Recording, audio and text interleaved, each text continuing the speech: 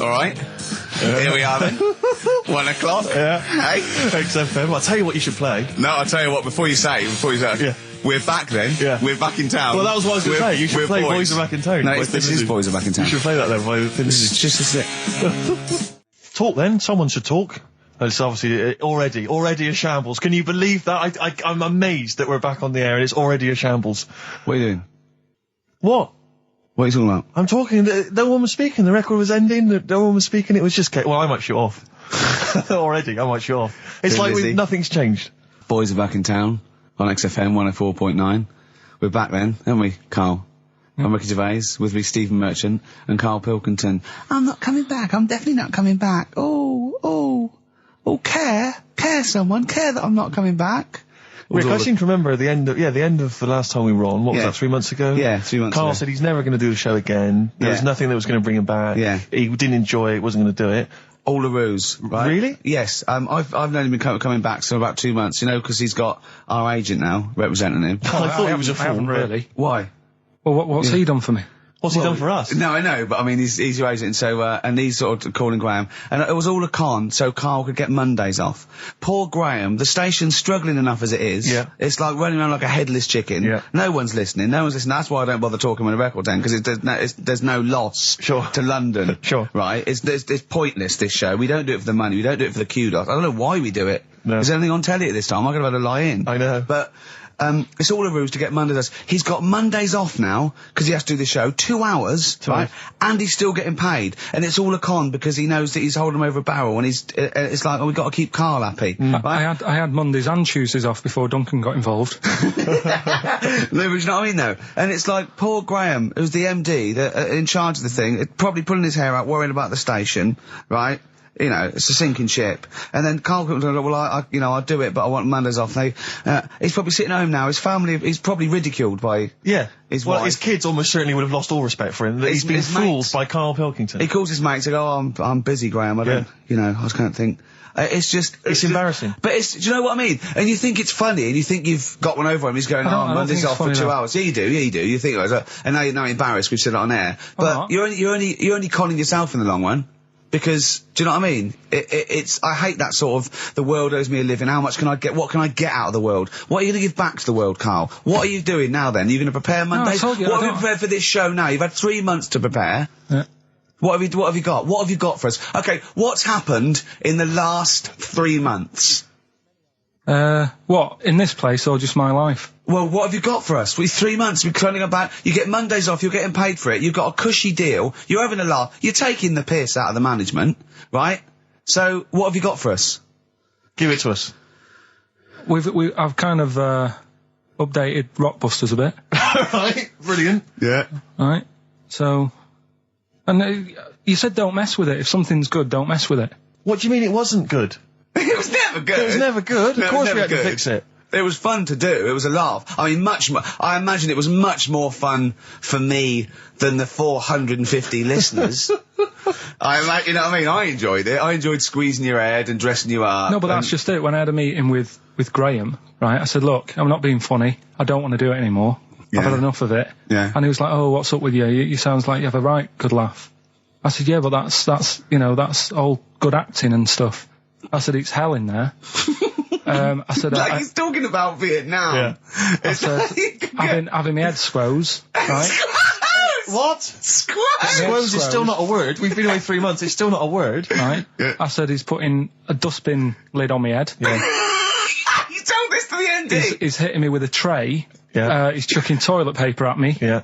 And he said, yeah, but that's all over 2 years. I said, no, that was the same day. Okay then, what has changed in 3 months? They're listening, they've been listening for 6 minutes now. Come on, give us something. Bit of Nickelback. What's happened in 3 days? Play a record and let him 3 months? What, in my life or in here? Nothing's happened here, nothing's changed here. Right.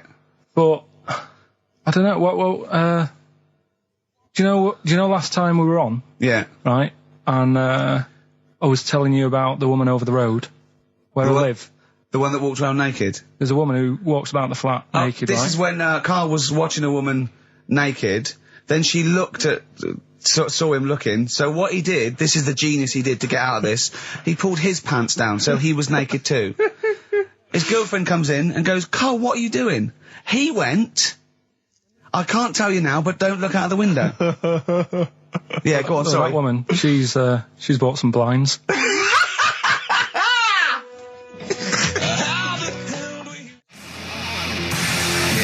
Darkness. I believe in a thing called love on XFM 104.9. I'm Ricky Gervais. You're Steve Merchant. Sure. That's little Karl Pilkington over there. Where is he? There he is. There he is, yeah. All right. Yeah. Hey. Back together again. The old gang. Yeah, it started last week. Yeah, I think triumphant return. I think it went well last week, didn't it, Karl? Good show, wasn't it? You loved it, didn't you, Karl? Brilliant, right? Yeah? Yeah. Now, you weren't speaking to Suzanne last week at this time because you said she had a haircut, probably quite an expensive haircut. She's a lady in media. She's got to look good. She probably doesn't go to the barber like you or just shave it at home. Probably spent quite a little bit of money on it. She came home.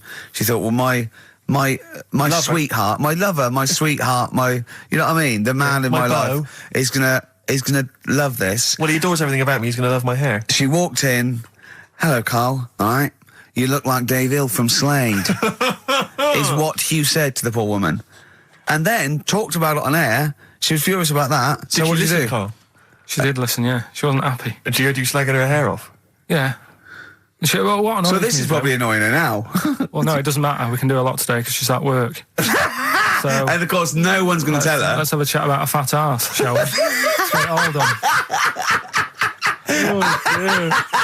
Oh dear. You are in so much trouble. That's look, he's realised he is a little bit worried. Oh, didn't you go and buy her a coat or something? Took her out on Sunday and treated her to a new coat and that. Yeah. But I offered, I said as well, I said I'd pay to have it done again. Oh no, Karl, you have. Oh God! Oh my Christ! So she listened to the show. What did she say? You got home. She'd heard you slagging her hair off. Imagine that. He thinks that's a good thing. We've won the polls. Brilliant. What are we doing? Well, you can have facial surgery now, love. It's sort of like it's just Christ. You offered to have it done again. Unbelievable. Yeah. But I got home and she's like, being moody with me, right? Yeah. You thought something's wrong, so you must have listened to the show when I was slagging off her hair. Well, his first thought was she's probably looked at herself in the mirror. She agrees with me. Yeah, that barber's been round again. Yeah. And she just said, that wasn't very nice of you, was it? Oh. So I just said, hang on a minute. I said, that's what we do on the show. When I'm slagging off, Chinese people looking old or whatever, I said, you never interfere. Sure. I love the fact. She's got to get her priorities right. I love the fact that she's in the same queue as a billion people you've never met. Yeah.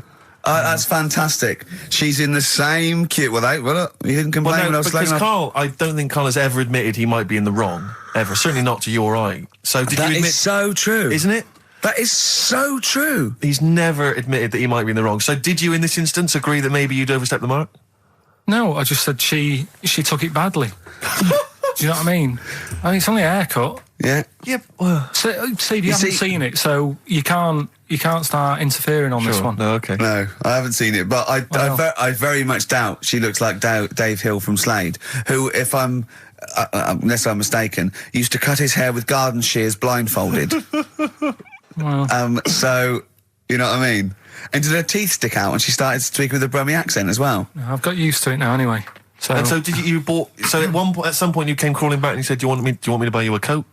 I just said, "Let's leave that. Let's go out and have a good weekend." Sure, but get your hat before we go. And treated her to a new coat, and that. It's a nice coat, so people will look at that rather than looking at the head. So does it do flash? It's got obscenities across the back. If anyone who knows Karl's girlfriend is listening, tell her. And maybe you're a work colleague and you're listening to the show. Because I think this is terrible. Get her to phone him now. Get her to phone him now. I mean, forget her phone on the XFM number. What's the fat arse complaint line?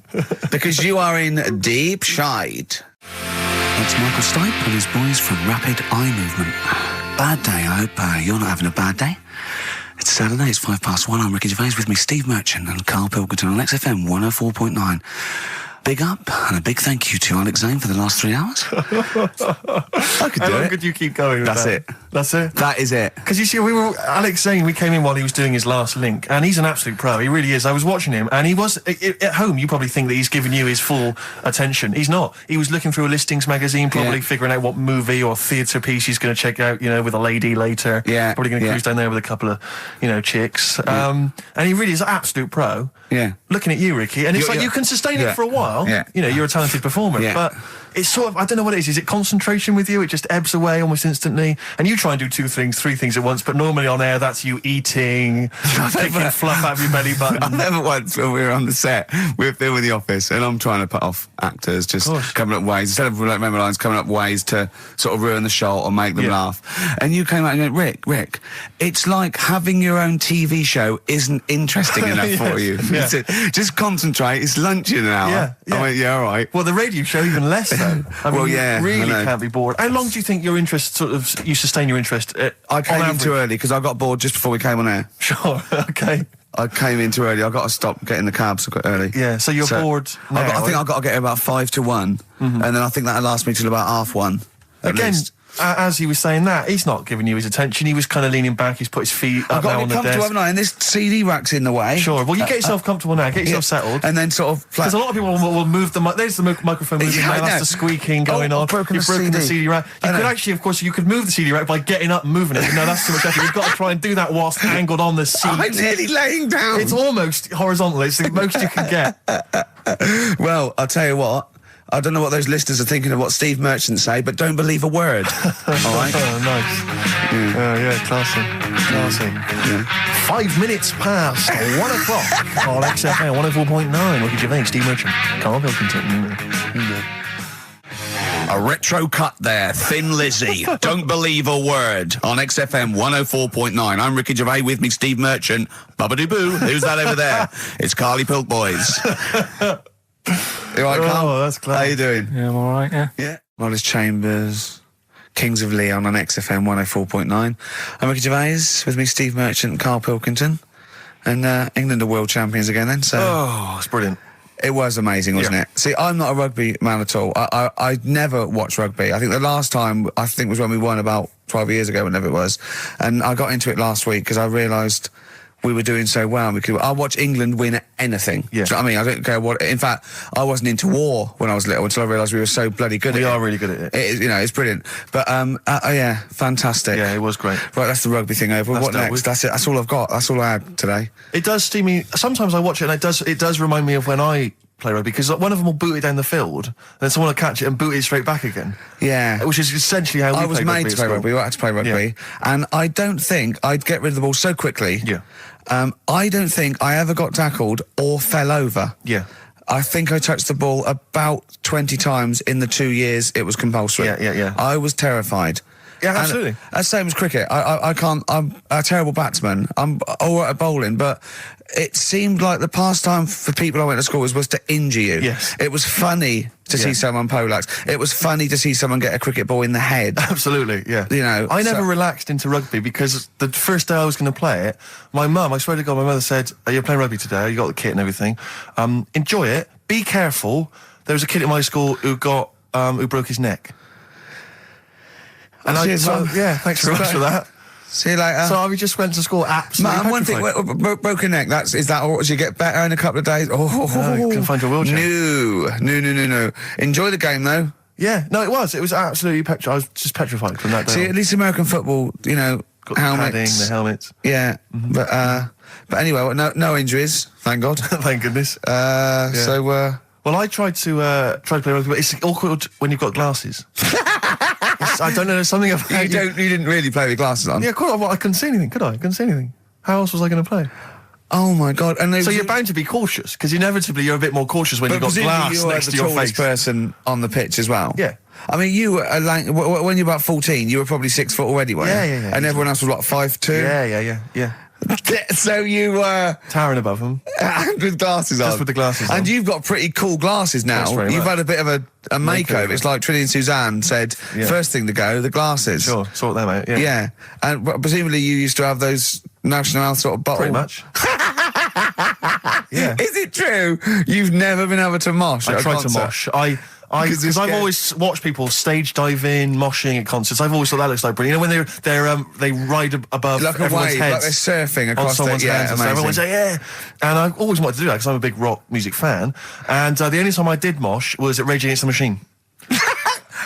I tried to mosh at Rage Against the Machine. I love the idea of a band called Rage Against the Machine, aimed at a man with glasses who won't mosh. Well, it was at the Reading Festival, and I think the lead singer, I forget his name, he went, can I just remind everyone that racism and fascism are on the rise in Europe again. Let's not let it happen. What did you do? And we all cheered, obviously. I mean, if there's one thing that guarantees a cheer at Reading Festival, it's down with fascism. And what did they do about it after the concert? Pretty much went back and... went home and had a cup of tea? Probably, I don't know what they got up to. They didn't go to Europe then and try and start... I don't think they got involved politically in Europe. I think they just continued to rage. Against the Machine? Yeah, but largely in America, I think. Sure. I tried to mosh, and I got moshing, and glasses flew off. And I remember, because we were playing away, you know, you do what you tell me. And I was just going, careful! I've dropped my glasses. Can we be careful? Loads of kids in hooded tops. Yeah, exactly. Just going mental. Yeah, and they're all jumping up. So can we just calm down for a second? Let's not be silly. Yeah. It was absurd. And I had to kind of, scrabble around on the floor, and thankfully they were okay and they didn't get broken. So what couldn't you do then? What do you mean, what couldn't I do? What, at school? Can you not see without glasses? No. I mean, it's like that you couldn't do anything. It's a blur. Really? It's a blur, definitely. God. Yeah, it's like being kind of punch drunk or whatever. So yeah, you can't play sports when when you've got glasses. But why not contact lenses? Because they're not strong enough. No, they seemed a bit fiddly. Oh, brilliant. Bit of Lou Reed. Is that what you want? Yeah, Satellite of Love. Classic. A retro cut. Don't steal our son. Please, lads. Thrills. On XFM 104.9, I'm Ricky Gervais. With me, Steve Merchant and Karl Pilkington. Yeah. Little Carly Pilkington, little baldy mank, whinging little twat. How are you? Yeah, all right, yeah. What are you doing? Happy? Feeling a bit happier today? You look as full of spunk, as they say in America. Yeah, I'm all right. Just a bit of a miserable day, though, isn't it? Yeah. A bit miserable. Yeah. Walking in today, right? Do you know I walked through, like, the sort of the gay district of London and that? Right. You don't walk, you mince, don't you? Well, just walking through on the way to work, and I'm always interested in their little shops and stuff that they have, right? Loads of... their little shops. That's no be ashamed of. If you want to go in and buy something, go in and buy something. I'm just having a look at, looking in the windows and stuff. Little postcard just near the entrance. Yeah. That's meant to tease people in, to make people go, that sounds good, I'll nip in. Right? Little postcard. Free butt plugs with every sale. That's great. How did we get from 5p off milk to free butt plugs with every sale? Wow. What society come to? Well, it's because we're liberated, Rick. Yeah. It's an open society. What did you buy to get them? You didn't buy... No, I didn't. But what's the purpose? What, of the poster or of butt plugs? Butt plugs. Because I really honestly You don't... shove them up your arse, don't you? Whoa, slow down, bum. Shove them up your bum. Yeah. But when? Is that just like when you're doing whatever, doing stuff around the house, or...? I think it's not to keep things out. Is it like you would use a plug in the sink to keep, the water in the sink? Oh, if you're not gay. Get that? Oh, yeah. No, I know what you mean, yeah. I don't know. No entry. What is it? I mean, I don't understand what that's for. I don't know. I assume it either feels good or are they... well, I've got to be careful here. Or are they sort of like breaking it in? Right, yeah. Do you know what I mean? Like it's like a shoehorn. Sure. or It's like when you stick paper in your shoes if they're a bit tight. Or those people who sort of like put little bits of wood in their lips, and then as soon they've got big plates in their lips. Yeah. Same as the butt plug. It means you can, you're ready for anything. I don't know, do I? Look at Carl's face. Well, if you know what butt plugs are used for, then why not get in touch? Ricky.Gervais at XFM.co.uk. What do you think? If there's any... I can't believe we're already on this subject. I know. It's 1:05 and we're I was going to say then, if there's any people who use butt plugs, and I was thinking that Karl would have said, well, they're not up yet. Yeah. Because they go out late. No, but what? We're award-winning people. We've written a TV Not on show. radio, though. Not on radio. We're rubbish on radio. I know, but We've got nothing to lose. But I always say to you, Steve, that I like educating people and that. Now, the way I see it is I didn't know what they were. Let's phone to go. Someone might know about butt plugs. All right, we'll get. No, get them on. Get them on. Ask them. No, because they might say something dodgy. Oh. Yeah, whereas what have we just been doing? Just take a chance. Take a chance and tell them not to swear. Well, you tell them. Okay. Right, Steve. I haven't got my headphones on. Hello, who's that? Hold on. Who, sorry? Nicholas. Nicholas, hello, mate. You're not going to swear, are you? No, I'm not going to Keep it clean. Yeah. Keep them keen. What were you calling about? I'm phoning about your plugs. About, not my plugs, but sure, plugs in general. What, do you know much about them? No, Are you a plug user yourself? No, I'm just thinking if maybe you've got some gay friends and you're spending the night at their place, you might want to use one. Right. What, you mean experiment with them, or...? No, so you can make sure they're not going to do anything while you're asleep. Could I suggest, just lock the door? I mean, that is easier to me. Can I make a bigger suggestion? That's probably the most homophobic thing we've had said on the show today. Thanks very much for your call. Right, okay, good. Well, that's why we shouldn't put people on the line. Just, without checking first. I think Karl's made a good point. That's the calibre of listener we've got. Jet, are you going to be my girl on XFM 104.9? I'm Ricky Gervais, with me Stephen Merchant. Over there, little roundy bald head of Karl Pilkington. Good news and bad news. Good news is, boys are back in town, we're here for 2 hours. Hello. Bad news is, we have no monkey news, gay fella news, or little Chinese fella news. Really? We're going to try and, leave that for a week, and then maybe come back to it. Yeah. Why do I get the feeling that within 20 minutes we'll be talking about little gay Chinese monkeys? Karl, think of that. We have got monkey news. Have we? Oh, yeah. So we've already broken that promise. Oh, okay. I thought we were going to try and sort of talk about something else. I just done Jonathan Ross show, and they don't talk about the same things every week. It's weird. It is weird. But, or as Karl says, weird innit? Yeah. So, gave this show about 5 plugs. Nice one. Yeah. So, I think we'll get upward of 800 people listening. Oh, double. For the first 2 minutes. Yeah. And then turning back. They're already switching over. I'd have thought so, yeah. I spoke to my friend yesterday. He's a little bit of an old fella, and he said that for his own amusement, he had an iPod in his car, and he bought a little sort of transmitter, and he could transmit the music from his iPod to sort of just beam it, kind of as he was driving along, to sort of passing cars. What do you mean? Make their radio play it? Well, but if they had it in the right frequency, yeah. I mean, pointless, completely pointless, but not dissimilar to this show, I imagine, in terms of the number of listeners. Yeah, but I was going to say, what's the chances of people having this frequency Absolutely on? Pointless. So it's probably about the same, yeah. Do you know what it reminds me of? When I was young, I wanted to get into radio. I was excited in radio. When I was sort of in my, I don't know, it was 11 or 12, my friend and I, we got a little mixing deck, and we used to host our own radio show. Brilliant. From his bedroom. We didn't have a transmitter, so we'd put some speakers in his front garden, in some bushes, and sort of broadcast it to people who were walking Again, by. probably over the week more listeners than this show. Almost certainly. I love the idea. It never happened, but I always was hoping that maybe some girls would just come by and just like sit and listen. These guys are great. I don't know where these sounds are coming from. It seems to be that bush, but... Or Noel Edmonds coming along going, who are these guys? Yeah. Can you get on my breakfast show? Can they stand in for me when I go on holiday? Yeah. Yeah. I did I did sort of pirate radio. No, go on. Got into hospital. yeah, the normal radio, but you had an eye patch on. Go on. Dad was in hospital, right? And he was having some operation done, right? And went to see him and didn't have that much to say to him, right? So I was sat there. Well, it's awkward though, isn't it, when someone's ill? Yeah. Sure. And you don't know. Boring, isn't it? Boring. So I was flicking around on that little radio thing they have.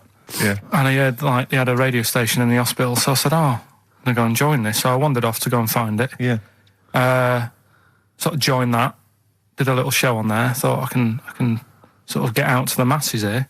My mate made a little transmitter. Did a little pirate radio show from the... got kicked out because they found out, and apparently I put the station at risk because all the stuff could have been taken off us.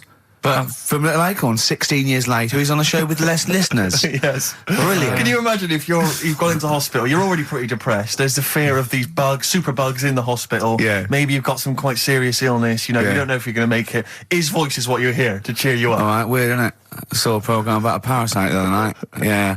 Apparently, they get in through your eye and eat their way up through your genitals. Anyway, You here's think you've got it Radiohead. bad? Yeah, exactly. Play a record, Karl. Stone Roses, yeah? Oh, Fool's Gold. Classic. Stone Roses, Fool's Gold. XFM, 104.9. Brilliant. Can't help but notice you've brought some sandwiches in, Rick. What's in them there? Cheese and onion. Cheese and onion? Yeah. Because I've never, ever seen you make sandwiches before. I've seen you take a piece of bread out of a loaf and sort of fold it in half. Crumbs everywhere. Well, Jane made that for me because I was in a bit of a hurry. I didn't think for a minute that you Why? made Because it looks neat. Well, they're wrapped in the tin foil. A knife has been used. As opposed to chewing round the baguette. Exactly. Yeah, breaking it in half. Yeah. Albert Steptoe. Yeah. Yeah, brilliant. Yeah. Nice. It's great, but the onions are strong. Are they? Making my eyes water. Yeah. If I go and breathe on you, it'll cure any sort of skin disease you might have. Skin disease. We watched that, Karl. You know, that Karl was raving about that thing about parasites, about worms coming out your brain and that. And I watched What is this? Is it a TV show? Yeah, called Body Snatchers. Right. And it was pretty fascinating. And, I mean, amazingly shot as well. I mean, it's got to win an award for photography. Yeah. And there was one bit that this little girl had been bitten by a mosquito and laid her eggs, and it went to the doctor. She had a lump on her neck, like a boil. And they pulled it out, and it was like a bullet, this maggot. And they put it down, and it was wriggling in her blood, right? But the hole left was sort of aesthetically pleasing. You know, like that feeling you get, like, I once had an ingrown hair, and I quite liked it when I pulled it out. And it's a perfect little hole. And I thought, I wouldn't mind having those as long as they sort of like healed over. What are you talking about? I don't know, it's weird, isn't it? But why would you want a hole in your body? No, it's got pulling something out, sort of like pulling something out of your body. It's I sort don't of know what you're cleansing, talking isn't it? No, but it's sort of like, I don't know what This is it. You watch one programme recommended to you by Karl, you've turned into Karl. You want a hole in your body? No, it was like, you know, like squeezing a really good sort of like spot. I mean, I haven't squeezed spots for ages, and I'd never had spots, but maybe that's it. I didn't have spots. Right. And I always thought that'd be nice, squeezing a spot. I don't know what you're talking about. Why would these things be pleasurable? Why would an ingrowing hair? That's great it was good. Fun. That was good, because I got it. It was like a little lump, and I pulled it, and then it pulled out, and it was like left a little... I know what you mean. Because I get thick hairs and like really... Oh, when they come out, it's like a bit of wax. Yeah. Like putting out a little candle. And I love that. What? Yeah. Because I've got not much hair on my head, no. Right? It sort of grows thicker on my face. No, not true. Sure, but go on. Yeah. No, it does. Not true, baby. Go on. No evidence for that. Just made it up. So it grows sort of thicker on my neck and that, and now and again I'll see like something that's like a twig. Right, it's really thick. Yeah, you feel it, and then you think, oh, I'm going to have that, and then you work at it, and then when you get hold of it, it's brilliant. It's like pulling out, it's fantastic. It's waxy and build up, and it pulls it out, and it stretches your skin, and it leaves a hole. I've just realised why we talk about Chinese people, monkeys and gays every week. Why? Because this is the sort of replacement. This is what we've got if we're not talking about them. But it was great as well. And there's this parasite, right, that lives in a fish, right? And what it does... it changes the fish's behaviour. Because to breed, it has to get its body temperature up, so it has to get into a bird. Right? What needs to get into the bird? The fish? Parasite. To the parasite needs to get into a bird, right. So it changes the behaviour of the stickleback, and it makes the stickleback sort of suicidal. So the stickleback doesn't flee when it sees a heron, it gets caught. Right. Because this stickleback has changed its behaviour. Karl didn't quite understand this, did you? I still don't really get it. I watched it, and you see like the fat fish and that, and you go, oh, it's not well. But I don't understand. Well, all it does is, it has to get into a bird because it has to breed, to lay its eggs, it has to have a raise of body temperature. So a fish is cold-blooded, so it has to get into a bird which is warm-blooded. There's lots of things, there's certain things at that level. Why is it doing that? Because it needs the temperature. It needs the heat energy for its reaction. Just like, for example, that's why your balls are on the outside. Because the cells have to be a certain temperature to survive. I don't know if it's the sperm or Sertoli cells, but they have to be a couple of degrees below body temperature. Otherwise, they'd be in a nice cage and we wouldn't get kicked in the nads. What do you mean? That's why your testicles are on the outside of your body. They have to be a couple of degrees below body temperature. Yeah, but that isn't why they're there. You see, this is like the chat we had last week about the giraffe having a long neck. What do you mean? They're there because that's where they happen to be. They didn't go, right. But that's what evolution is. It's a selection process. It's not a will. The balls didn't say, look, I'm too hot, let's get us outside. Let's get outside of here. All right, hang on a minute then. What? So a little man monkey, right? Theirs are in the same place as ours. Yeah. But they're walking around naked, so it could be anywhere. They could be, like, on the back. It doesn't matter where they are. They call it... Well, they could be on the back, yeah. So why aren't they? This is a completely different... Steve! You started it! I washed my hands of the whole affair. And we're not only back to balls, but we're back to monkey balls. Yes. In one thing, from about parasites, we're back to monkey ball news. Yeah. And we're back to chimp testicle news. All right, then. So this worms in a fish. Yeah. It's like a little platy helminth. I think it's some sort of... But what I mean is, why are they about? What do you mean? They Why? evolved. But why haven't they died out? Because they're very successful. Yeah. What do you mean, yeah? What do you mean, yeah? Tell me the brain event that made you say yeah in that 1 second gap. Because in a way I don't get it, and if I think about it too much, it hurts a bit.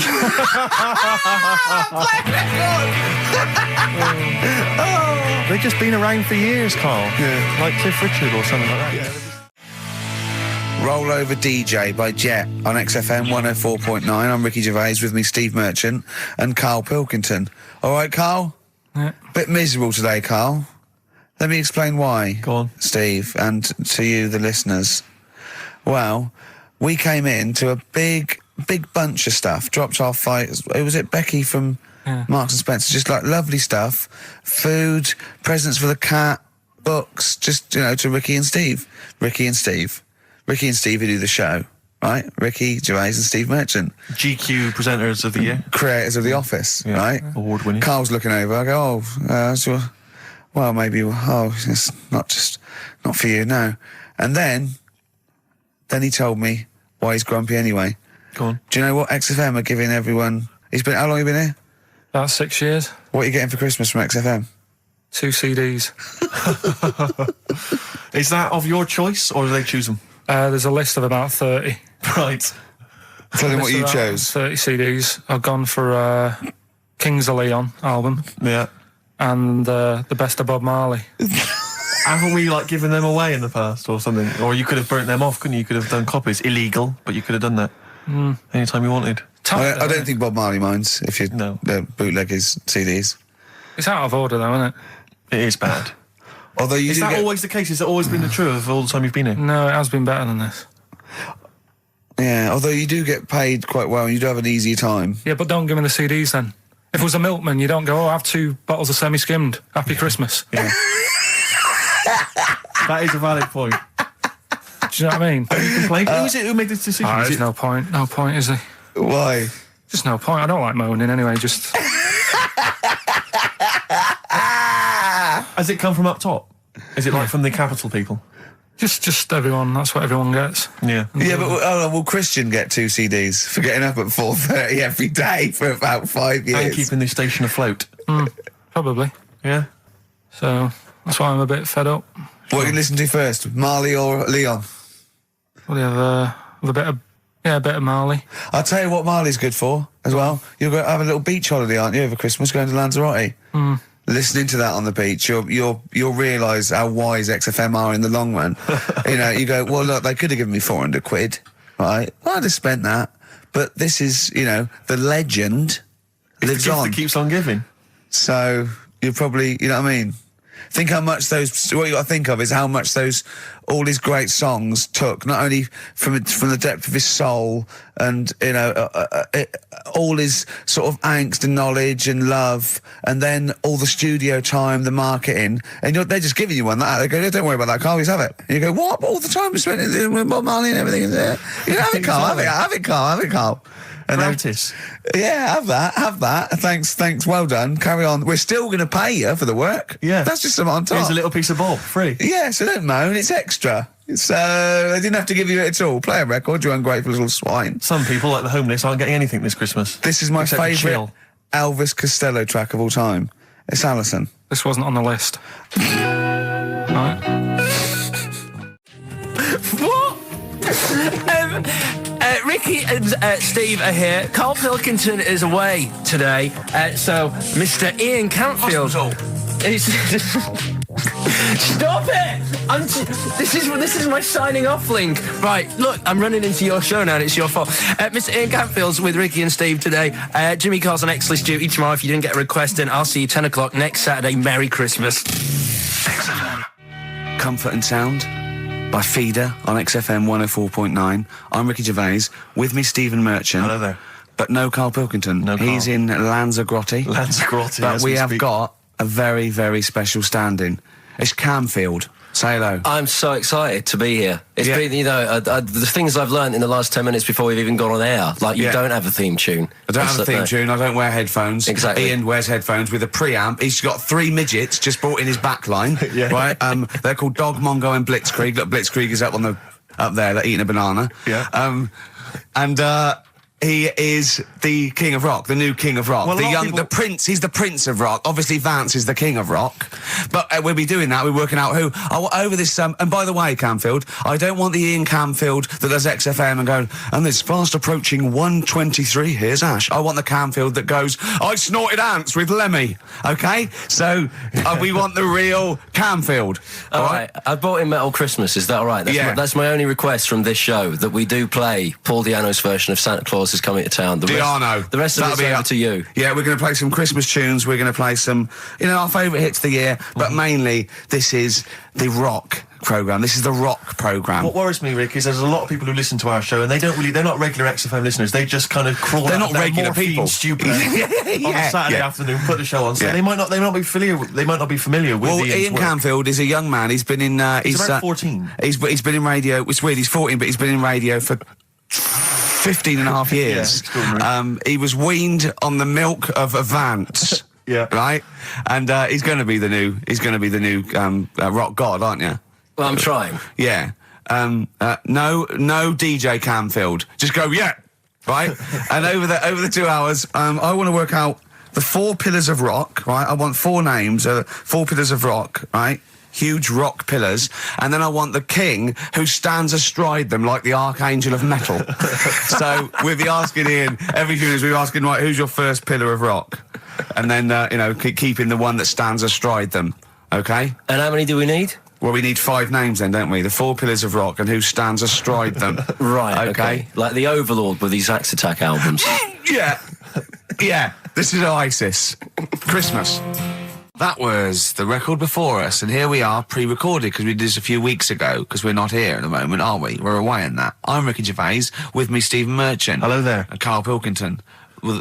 He's not actually with us. He'll be in some of the best of clips that will be coming up shortly. Yeah, this is just us, isn't it? This is just us. We did this, when did we do this, Rick? A couple of weeks back. Hold on, what is it? It's the 27th today. Yeah. I enjoyed Christmas. I loved Christmas. I loved Christmas. I had a great time. What'd you get? Loads of presents. So did I. I'm glad they made it to number 1. Oh, I'm really glad. Stroke, he, she. Yeah. I'm really glad that the pop idols, Cliff Richard, Westlife, made it to number 1. Bo Selector. Yeah, just delete that. Okay, well, we're going to play some of the best of, some of the greatest moments of the last 3 weeks. Yeah. Ever heard on XFM 104.9. What about this? Do you remember this one? Oh, which one is it? I'm Ricky Gervais, with me Steve Merchant. Over there, Karl Pilkington. The man who believes anything. I think it might be a condition due to his little round head. Mm-hmm. It's sort of like, it might be a new condition that we can call cranial spherity, and because it presses on his lobes, and the only sort of upshot of that is he's normal in every way, but he believes everything he reads or sees on Anna Nova. All right. Talking of which, Rick, I don't really follow the news. No. It's mainly boring, isn't it? Wars and stuff. Yeah. But I don't know. Well. Yeah, well, it is a war. It's all this nonsense before and after. When it's a war, it's it's in the middle of the war. You can watch it on telly. True. You get results. True. You know what I mean? Like, you know what I mean? Yeah. Like a test match or something. But it's all this just rubbish before and after. It drags on. This recent war seemed, I thought, just generally it was better presented than the previous one. Because I remember the first Gulf War, it was often during the night, and I couldn't stay up. Yeah, because I think the American had rights to it, like the Tyson fight, so we had to get it at 2 a.m, exactly. which is annoying. They had it, their prime time and that. And a lot of it was in black and white as well, when the bombs went in. When the bombs going in. So this time there seemed to be a lot more colourful stuff. Yeah, it's much better coverage. I think they should win awards. Yeah, well, I'd like for to see it. awards, So like Channel 4 won for cricket. Yeah, I mean, a few times as well, I was quite pleased to see they actually had footage of the bombs exploding. Yeah. No, good. Well done. Generally, good on you. Well done. Good on you. Yeah, it costs a lot though, doesn't it? It isn't a costly War's thing. a lot more when you got something like a Jimmy Carr game show, which probably costs about £100,000. Yeah, like half an hour war costs millions. It's almost as expensive as like Terminator 3 or something. Yeah. But I mean, But then you got a variety. Exactly. Sorry, Steve, you were talking, mate. Well, no, I just wanted to make sure you were aware that the World Elephant Polo Championships have taken place. I did get it. I think they mentioned it on. Yeah, we won, didn't we? England won. Yeah. Well, my question is, where have they been practicing?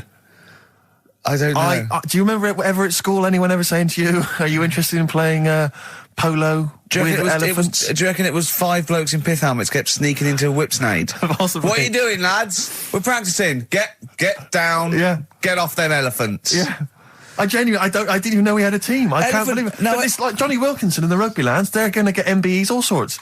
The elephant polo boys, nothing. They're going to get nothing. I haven't seen the sun talking like them. To be fair, it's not like horse polo where I don't think there's a stick long enough. I think the elephants kick it, don't they? I think you might be right. I think they're not allowed to use their tusks. They burst it, weren't they? I think they go, start again. Raheem! Yeah. What do you mean the elephants kick it? All right, I've opened a can of worms here. Normal polo on a horse, they have like mallets. Yeah, they whack them, right? But I think it's obviously they're too high up. I think I might be wrong, but I'm pretty sure they just train the elephant to kick it. So why are people something about? Why not just let them have a kick about without? And why does horse racing have to have a jockey? Well, they just let the horses go, okay, lads, on you, no cheating, on your marks, get set, go. Get back here. Brilliant. Yeah. Play record. Right, Adams? Yeah. Yeah, this is absolutely fantastic. His version of Wonderwall, if you've not heard it yet, you'll be loving it. You'll be loving this. Kings of Leon, California Waiting. Steve, the public have been waiting for us to return. That's true enough. All right? Yeah. They had the best of last that week. Was a joy. They had Camfield and us without Karl the week before. But it's been a while since we've all been together. I'm Ricky Gervais. With me is Steve Merchant. And over there, with his little sunburnt-y, baldy head, little Karl Pilkington. All right? Yeah. That wasn't Steve slapping me head then, by the way. No, that was just him clapping at, like, Steve Wright in the afternoon. It's a great show. Because it is a good show. Yeah. He's so pleased that we're a posse. Yeah. And we're all back together. 3 holidays Karl's had last year. Yeah. I'd love to have 3 holidays. You've got to start putting the work in there. I had 2 holidays though. No, you had 3 holidays. You went away with Suzanne and her parents. Yeah, well, that doesn't count. It does count. If you book 2 weeks off the firm, you go away and you go, how was your holiday? Go, well, it didn't really count. It wasn't a really good holiday. Can I have them days back, please? My New Year's resolution is to be nicer to you, but well done, you've already broken that. No, but talk sense. Talk sense. You've had 3 holidays this year. And I'm just saying, you're in your 30s now, and 30s is when you should be really putting the work in. That's true enough. To reap the benefits in your 40s, 50s, 60s, 70s, 80s, 90s, and 100. Karl, what's your New Year resolution? What about think before you speak? It's worth... See, I'm allowed to laugh. I'm allowed to laugh at things other people say, Karl. That is a good suggestion. How was your holiday, Karl? It was all right. Right, brilliant. But that I don't see on the ratio of good to bad in Karl's mind. That might be amazing because we never hear him singing the praises of anything. I'll tell you what. Can we have a cracking little tune and then come back and hear about Karl's holiday? I'd love to do that. Let's keep it tight. Snow Patrol and Run on XFM 104.9. I'm Ricky Gervais. With me is Steve Merchant and Karl Pilkington. Yep. That's 3 for 1. I don't know. All right. Exciting. News. Breaking news is that there was only 2 more weeks of us before we have to go away on a little extended break again. So, can't give any more details yet. We don't know when we can come back because, we don't know what we're doing. We're going to, America. We're doing the Golden Globes, and then we're going to watch the Office pilot being filmed. Yes. And then we got bits. I'm doing a bit of a tour, so it'll be sort of the summer times probably. Yeah. I'm saying it like they care. Oh, they don't give a damn. Do you know what I mean? I sometimes think that because you think, you don't want to let down the people. You want to keep it consistent. You want to give, but really, I know I like doing this more than anyone listening. Definitely. Do you know what I mean? Definitely. I love coming in. I love squeezing Karl's head. Yeah. I love playing some records. I like sort of sitting in the room with you. I know you love it. Oh. I can't wait. I can't think of anything else I'd rather be doing on a Saturday. Yeah. So we got our Saturdays back though. Yeah, that'd be great. I mean, my alarm went off today, and I was a bit tired because we had a couple of drinks last night, didn't we? Last night, yeah. We had party. We're party animals. I've been looking for an office this week, as you know, and it's so stressful. Just walking around, just talking to agents and right, okay.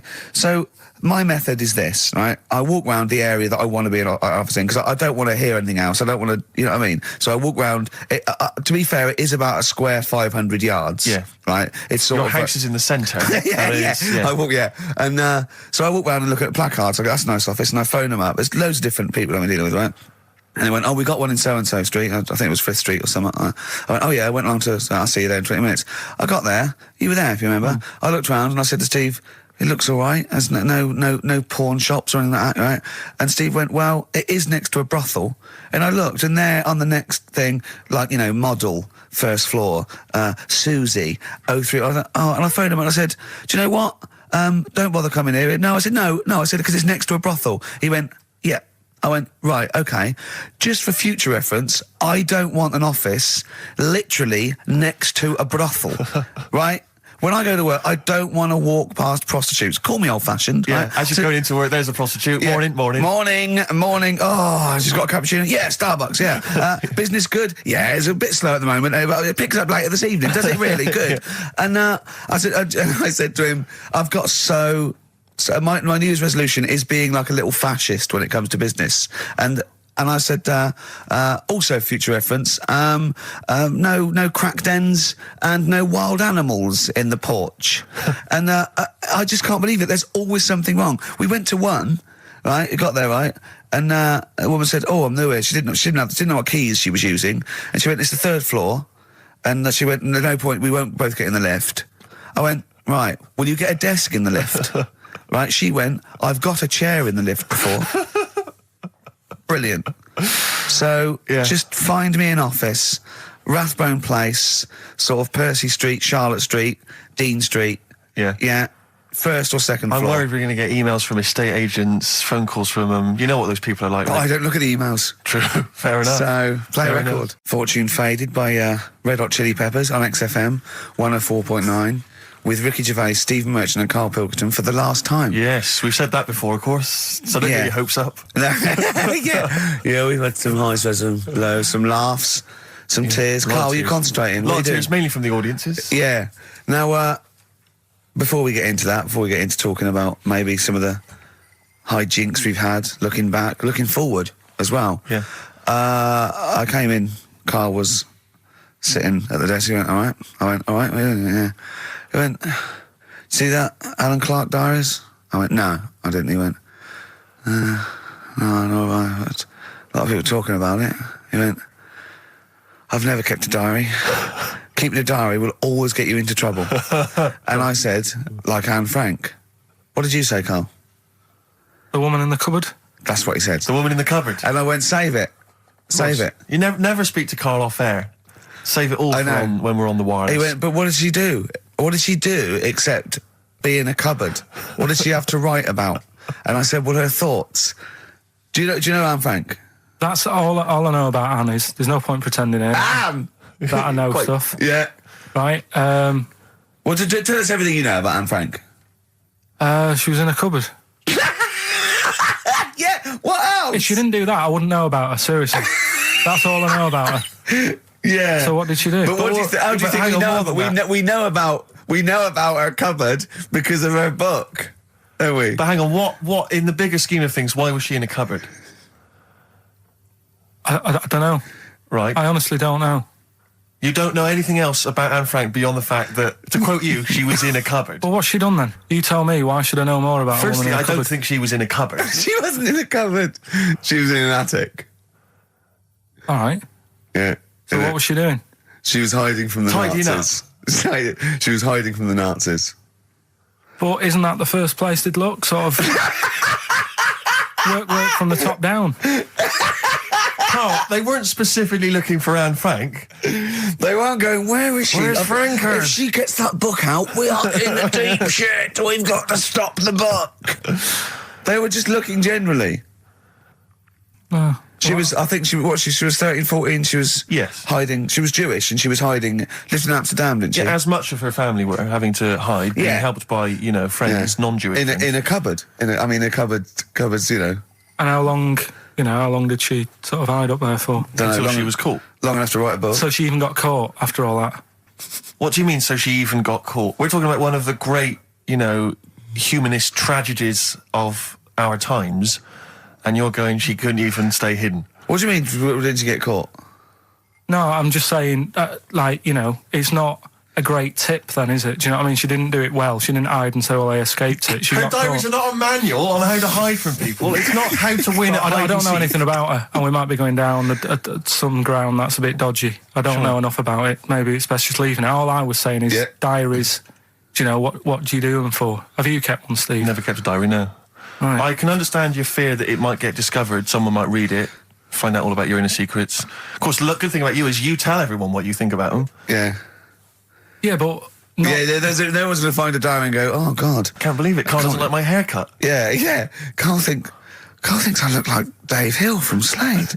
Yeah, I told you that, didn't I? Yeah, I told you that. Do you think they'll last, though, diaries and that?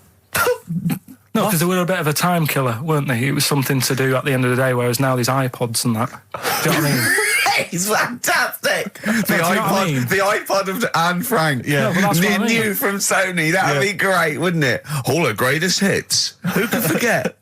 Oh, well, dear. Leave that then. I didn't know it was that deep. I thought it was just like a, You thought it was like, didn't you? Adrian Mole type thing. Yeah, what are we doing?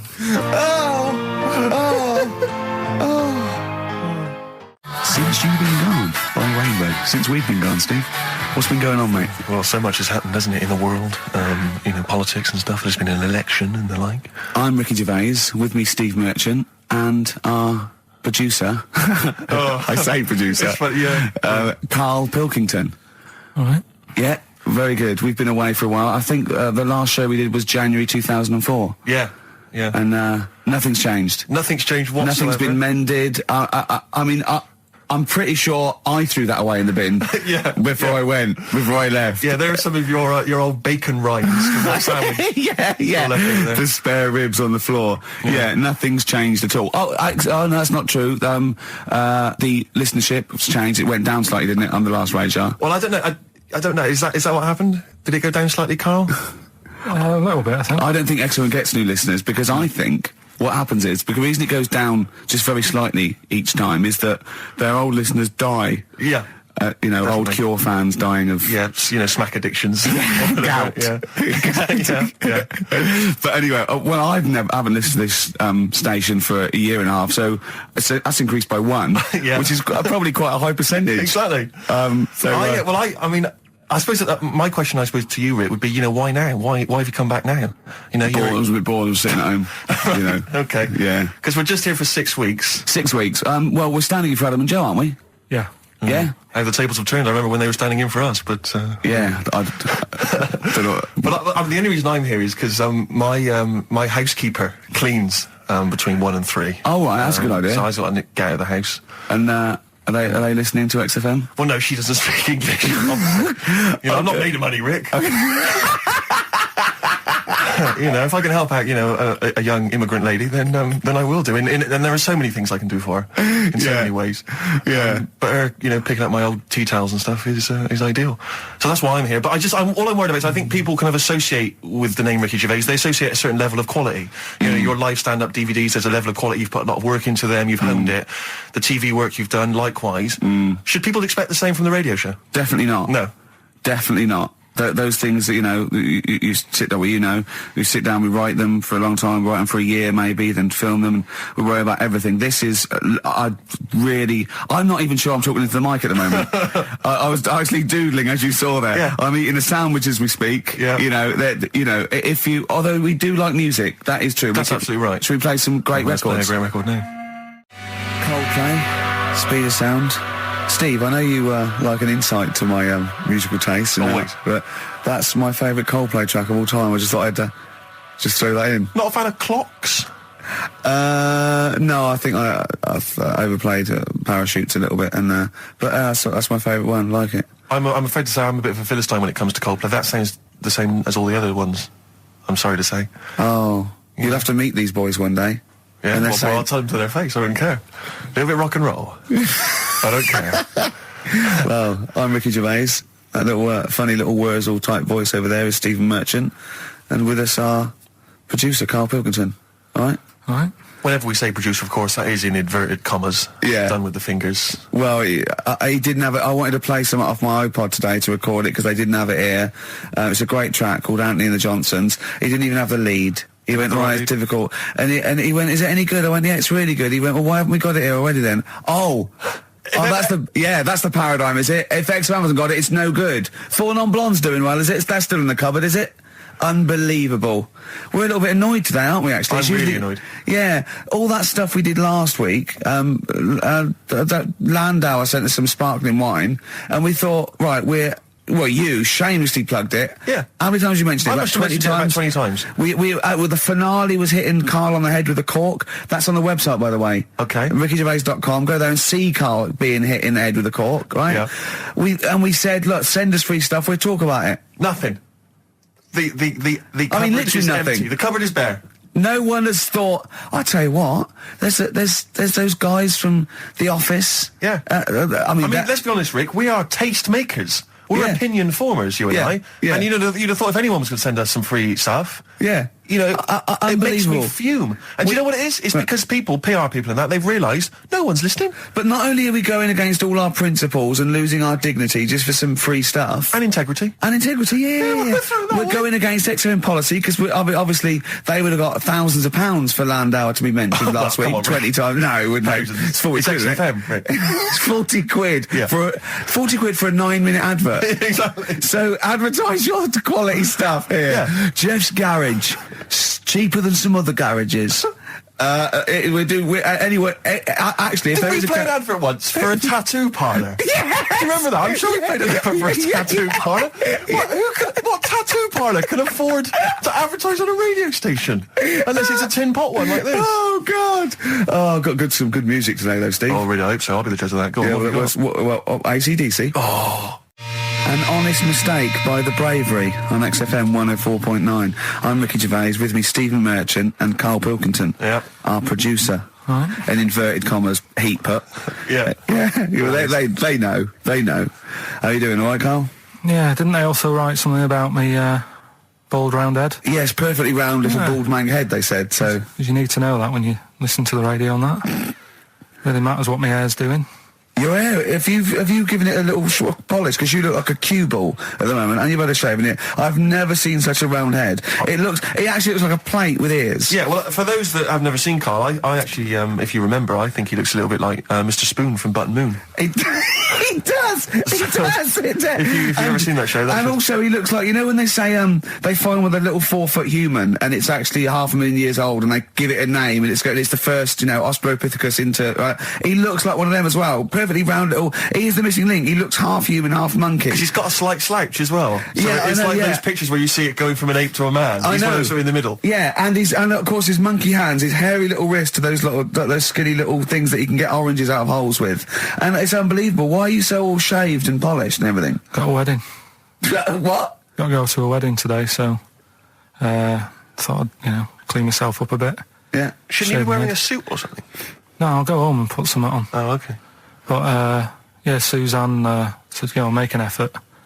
I sort of had a shave and that, and then I came out of the bathroom, she said, oh, your head looks a bit sort of eggish. She's right. She always worries about when I have a shave, because I just, That's your girlfriend, Karl. I know. Saying that. Just think. So don't worry about Heat saying it. The funny thing is, it's Boyd Hilton, I think, of Heat that wrote it. And he's got a little bald head. Yeah, no, don't slag him off. Yeah, but on the end of his review, does it say, written by Baldy Boyd? No, because it doesn't matter, it's a magazine. Don't worry about it. Looking forward to the wedding? A bit boring, isn't it? But you gotta do it. They're probably listening.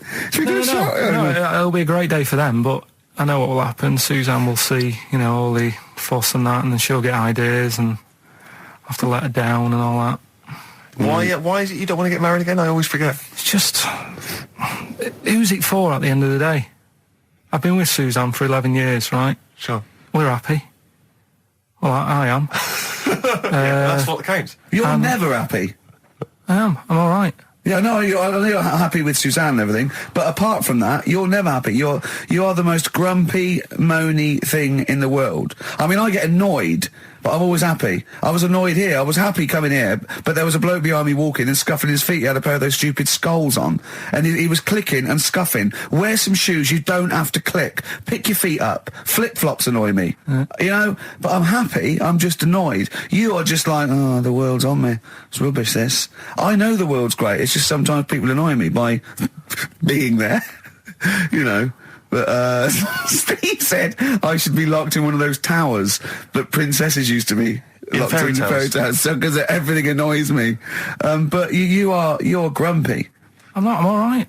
Oh, right. Okay, listen, we better play a record soon. But coming up, Steve, I went away with Karl. Okay, it was a little present from Jane. It was a golfing day, and I could take someone. Took Karl. It was a brilliant day, absolutely brilliant. But it ended with us sort of drinking and chatting, and me saying, "Right, I'm going to bed," because Karl said the most ridiculous thing he has ever said. Think of that. That's something. Oh, sometimes, Karl, I think you're on another planet. Here's the only ones. Foo Fighters, Best of You on XFM 104.9. I'm Ricky Gervais. With me, Steve Merchant. And Karl Pilkington. All right. Karl's had a bad week. I'm going to say it straight away. He tries to rule out stress in his life. Yeah. But he's had a bit too much stress this week, haven't you? One, a phone call from his mum, stressed him a little bit.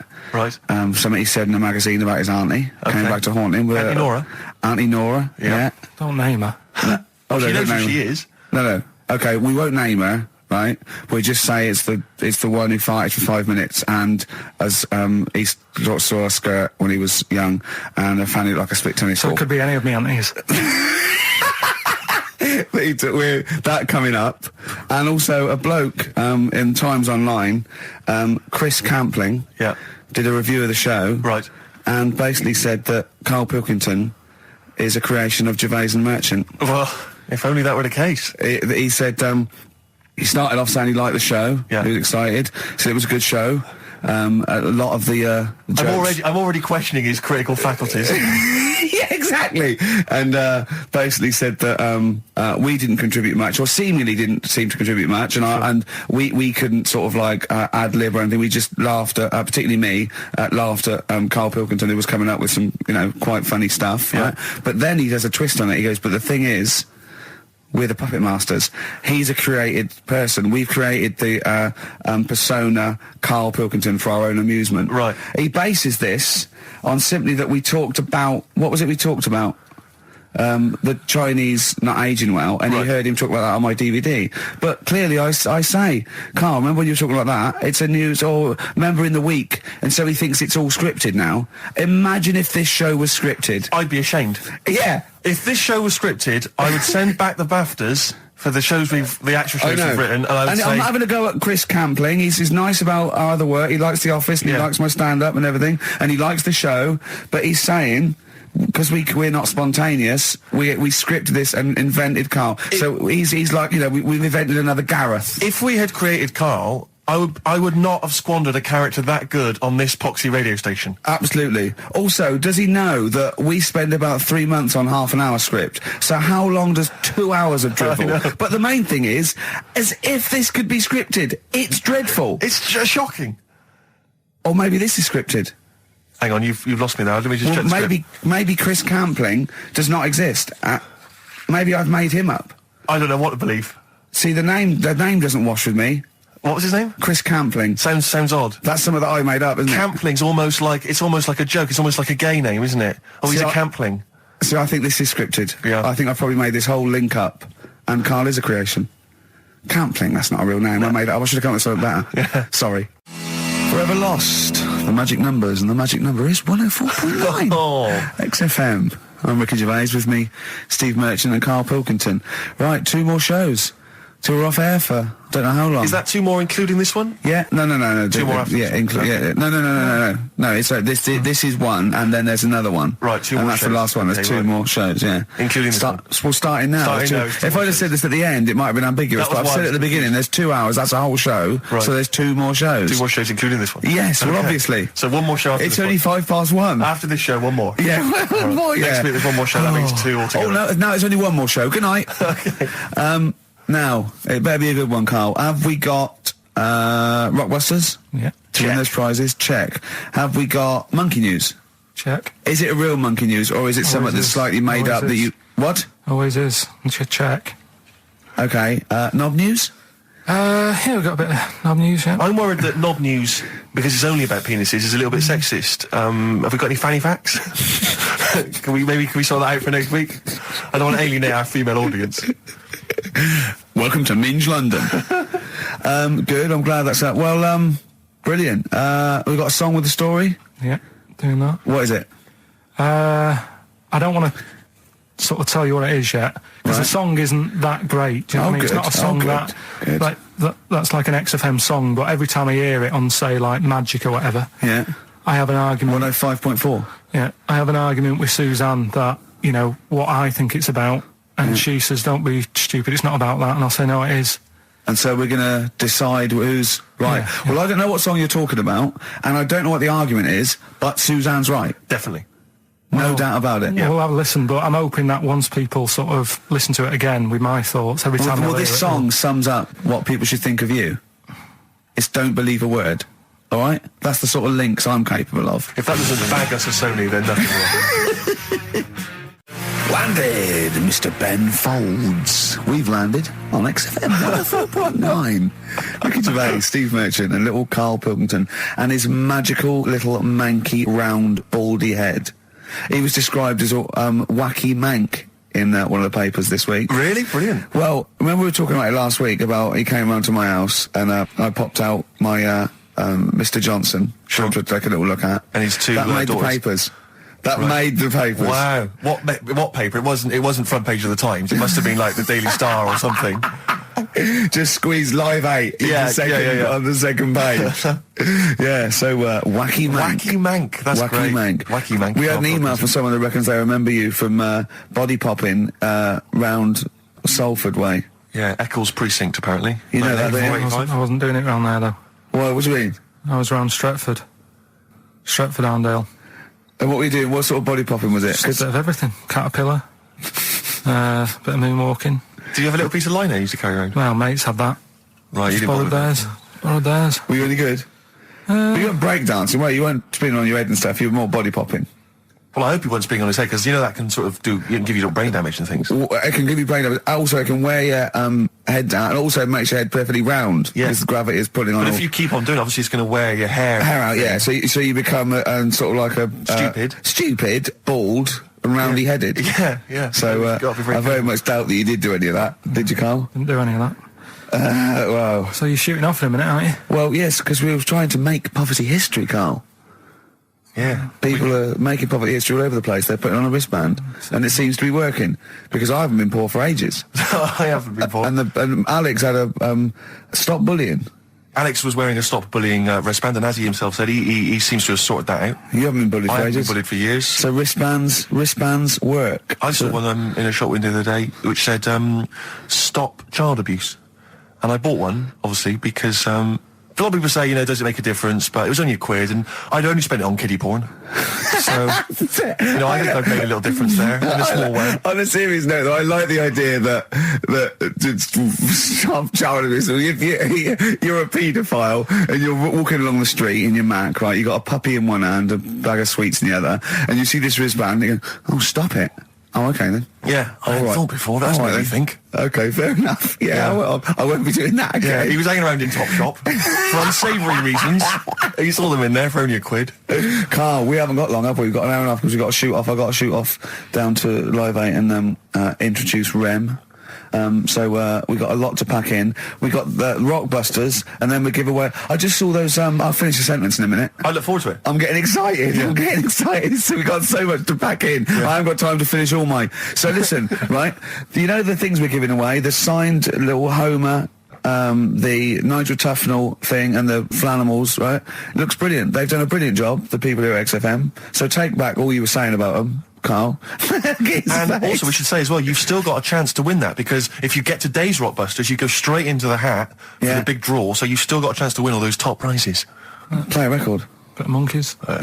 Yeah, but he's more going for your looks. I'm more working on your personality. Right, sure. But together... So it's my fault now that the show's going No, but it's like, you know, we're sort of like your mentors. You've got to be harsh. It's like, you're like Eliza Doolittle. And we've got lots of little stylists in, like they do with, like, you know, makeovers and that, all that, faking it. They get in, like, me and Karl. Karl's working on your looks. I'm doing your personality. We're going to get, like, stylists in and, you know, coaches. And then you have to do a date. And the woman has to... And there's 3 other blokes. And she has to work out what the freak... amongst them is, and you've got to go, no one voted for you as the freak. Yeah, Rick, I've known you for 3 years. I don't think you count for that job. I tower above everyone. You do, don't you? I'm, for people who don't know, who are listening, I'm 6'7" tall. That's high. Yeah.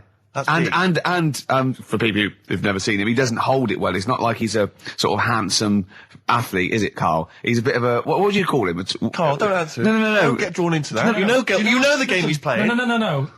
Do you know yesterday when you were in the office? Yeah. You did a little move, and it reminded me of Blakey. Oh, I hate you, Gervais. Oh, I hate you, Pilkington. That's his stance. Yeah, but even he held it a little bit better, didn't he? Because he was a man, you know, he had a big coat and everything, and a peak cap.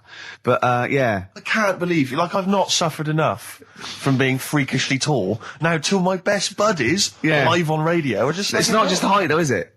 It's the posture and the face and everything. But it's got you places, hasn't it? No? What do you mean it's got me places? I think people give you a bit more of a chance in your career and stuff, 'cause it's like...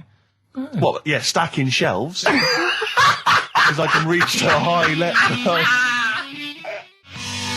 Muse, Plug-in Baby on XFM 104.9. Rick, Gervais, go on. Well, yeah, but I know you guys are laughing about the height thing, and for those that have only just tuned in, I am 6'7" tall, which is tall, and that's big. And I pride myself on it in a way. You know, I've worked hard, I've not smoked, I ate well. You know, it's an accomplishment. But obviously, I didn't have much involvement in it. I just am, and it's a curse because mainly the problem is that you can't get stuff, you can't get clothes, you can't get shoes. You know? Yeah, so he's size 14 feet. Yeah, but it is genuine, and I don't know. I mean, it costs a lot to buy a pair of size 14 shoes, and so I don't. I mean, if you were genuinely poor, I don't know how you'd afford to be tall, because the clothing costs more, everything costs more. I've seen this in comics that you'd actually go to school in a barrel, wearing a barrel with just braces. It'd just be a barrel, and you'd have sort of flip flops, and you'd take a mule with you. They all had a mule, didn't they? The poor people always think that you'll be in a pub or something, and people just think they can talk to you about it. They just think, hey, you lanky, it's just like, because it's like they. But that really annoys you, doesn't it? Well, it annoys me because it's like they think I should be proud of it. Like, well, exactly, but they don't think that this is not a disadvantage. This is not a disability, is it? You're taller than most people. It might get disability. No. If you were 8'3", it'd be slightly debilitating. You would, but you're what? Debilitating? Yeah. No, you're a medical man, aren't you? But no, the point is, it's a debilitating because when you go on public transport, like if you're on a coach. The only place I can sit on a coach is that seat on the driver's lap. Either on the driver's lap or that seat at the very end. Yeah. You know which sits into the aisle. Yeah. That's the only place I can. Why don't you stand up? Some sort of stand at the back, waving at drivers. You could drive it from the back. Here he comes. Watch it. Were you a tall baby? Oh, Mr. and Mrs. Merchant, you've given birth to a basketball player. Look at his dribble already. Were you a tall baby? Babies aren't tall. At what point did you suddenly, Jesus, nothing fits me? Well, it didn't happen overnight, Karl. Let's do a little graph. How tall were you at 5? Oh, I don't know. 3 foot. 3 foot. How tall were you at 12? 6 foot. 6 foot, are you really? I don't know, do I? How do I remember? I don't remember this. Well, when did teachers start calling you freak boy and lanky? They didn't. It wasn't Didn't they? so much. It was no. You went to a funny school. I went bowling with him once. So I'd never been bowling before, and he'd been once before. And he went, let's go to this bowl. We went to a bowling alley, right? And you have to wear these special shoes. Now they're sort of like pointed things anyway, and they're multicoloured, sort of red and green. They look pretty weird. And the woman said to me, oh, what size? I said, oh, 8. She went, yeah. What size are you? He went, 14. She went, 14. He went, you probably haven't got them. She goes, yeah, I think we have got one pair. And she put them on the table, and it was like Krusty the Clown. And I just started laughing. They looked so long, and he had to run round this bowling alley in these freaky clown shoes. But they don't look freaky clown like when I'm wearing them, because the rest of me is in proportion to it. It looks like a little wall bracket. One of the worst things that happened to me was when I was like, I don't know, when I was about 16 or something, we went to, yeah. Listen, let me just tell you briefly, this is another example of how people can just exploit you and make fun of you when you're tall. Yeah. I was quite tall. I've always been like about 6'7" for quite a while now. And when I was about 16, I went to a big New Year's celebration in Bristol, where I come from. And everyone kind of congregates in this big sort of part of town, and there's sort of people dancing around, like in Trafalgar Square. And I was there, and somehow I just picked up a balloon somewhere along the line, one of those kind of helium sort of balloons, and I was holding that, sort of dancing around. And these two girls came up to me, and I was thinking, yeah, okay, it's New Year's Eve, brilliant, that's my kind of party. Yeah. And they came out, and they went, hey. Once a year. And they said, you going to be here for long? And I went, well, maybe. And they said, it's just that we've arranged to meet back at you in about an hour. I went, what do you mean? I went, well, it's just because we can see you wherever you are. Don't worry, you can move around and stuff. We'll see you with the balloon. Just arrange to meet some friends. I love that. A landmark. So pilots use that. Oh, we're just coming in. There's when we go. When we see Steve Merchant, we'll be descending to Bristol Temple Mead. What's really funny is New Year's Eve, Trafalgar Square, you got a huge column, but they use Steve as like the meeting point. Steve's got a huge column. Brilliant, Rick. Well done. Award-winning comedy from Ricky Gervais. When I was in America, everyone told me like it would be really easy to get big clothes and big shoes and that because they're all huge and all freaks over there. All right, steady on. And I was wandering around New York, and I was going in a few shops, kind of saying, we've got size 14, US 15 shoes, and they were going, no, is that the difference? Yeah. One. And they literally were laughing at me. There was a couple of shops where they literally laugh and get like someone else in and come and look at the tall, freaky Englishman. Really? And then one guy said, I remember we had someone come in here once, and he said he'd been to a shop which sold kind of stuff for really tall people, and he said, I think I can remember the address, and he sort of looked through the sort of telephone directory, and he made a note of it. And I went on the subway, and I went through all Lilliput. And I went, it took me ages to get there, and really hard to find it. I finally went in there. I've never seen it. It was heaving, right, with freaks. It was amazing. It was like, they were just kind of gargoyles. It was like something from Lord of the Rings. They were just kind of these tall people and kind of gnarled. Did they turn around and start bowing to you? It was incredible. Yeah. When I went in, I just said, hi, I'm looking for a kind of sort of. The guy went, yeah, sure. And he sort of hobbled off into the darkness and came back with exactly the kind of pair of shoes I wanted. I couldn't believe my luck. It might be a magic shop. But it was like that shop in Mr. Ben. It might have been a dream, though, you see. Mind you, I went to Texas once, and I had some ribs, and it was like the Flintstones. It was huge. And not only did it look too much like an animal that I couldn't actually eat it, I don't know who could eat it. I mean, seriously, it was 2 foot long. Yeah. And it was like half a rib cage. And incredible. My friends lived in Texas for a while, and they once were in a kind of diner, and there was those kind of benches that are attached to the table itself, like a kind of picnic bench. Yeah. And this huge fat guy came in, he came wobbling, he ordered like this kind of everything you can eat meal, and his fat kind of sort of kind of his big fatty fat, and it's fatted on the fat table. It wrapped itself around the table and everything. He was chowing down, and when he tried to leave, the table came up with him. Oh no! Imagine that. I mean, they are fat, aren't they? They're big people. They're huge people. But it was that thing we were talking about before, that bloke on Jerry Springer Show was like 80 stone, right? Now, I felt quite sorry for him. He was really sad and he was crying. It is rad, but my point is this, right? When he got to say 50 stones, didn't he go, that's too much, that's enough for a land animal? Exactly. Do you know what I mean? Yeah. That's big, isn't it? I mean, I'm getting worried. I'm 13 stone, and I'm genuinely getting worried. I'm thinking, oh, yeah. God. When you've got that big, when you've actually got your own mare. yeah. When you have to get in helpers to look what the scale says. Yeah. Like 4 or 5 people lift up your belly and go, it's 52 stone. You go, that's too much. Exactly. I'm going to only have 9 breakfasts when you begin to appear on the Ordnance Survey map. yeah, exactly, yeah. When you've got your own symbol. It's like, we can see 2 things from space now, Fatty and Steve Merchant. We'll be landing at about... Well, no, I'm just saying at all, you're not fat, aren't you? You're freakish and big. Yeah, Ricky Gervais. Yeah. Okay, Steve Merchant. Great to be here. Hi. Now, you're a very tall man, if I might say. You're 6'7", aren't you? Yes. Was that a bit of a problem at school? Well, a few jokes here and there. Yeah, a bit gentle ribbing, but nothing too problematic. What's the weather like up there? Well, exactly. Skinny, all that sort of. Oh, you're lanky. Yeah. Oh dear. And what about the glasses? Well, I wear glasses, but again, that wasn't really a problem, you know. They didn't call you Four Eyes, No, really. not really. They didn't call you Four Eyes Freaky Lank thing. They didn't call you Freak Pot. Freaky the Freakish. All right, I'm Gimp, not sure I'm Four-Eyed this, Git. Rick. Stop, What? I'm not Well, I'm sure just saying, they didn't do that. That's an interview. I'm not sure that's the best approach. Okay. And then you left school. You left school. Yeah. You went to university. There, were you called Freaky, Freak-Eyed, I've never been Four-Eyed called Git? Freaky, Four-Eyed Git. Are you sure? Never been called it. Were you called Freaky, Lanky, Four-Eyed, Stupid Hair, Boggle-Eyed, Freak Face? Fish Face? Is your chat show coming back? Well, no, but Roger Daltrey might not want it getting round that he gave birth to Specky. Yeah, right, actually. I see what you mean. Spotty. Spotty, so I looked at you. Yeah. All right, calm down. Well, I do. You've got a nice clear skin. At least I didn't call you Spotty, goggle-eyed freak boy. You got a nice skin, not a nice complexion, smooth-faced, goggle-eyed freak boy fish. Thank you. Yeah. Must be nice. Carl, what? Don't you like us arguing? Is it like mum and dad arguing? Do you get all... It's a bit like that. In the caravan. There was nowhere to escape to.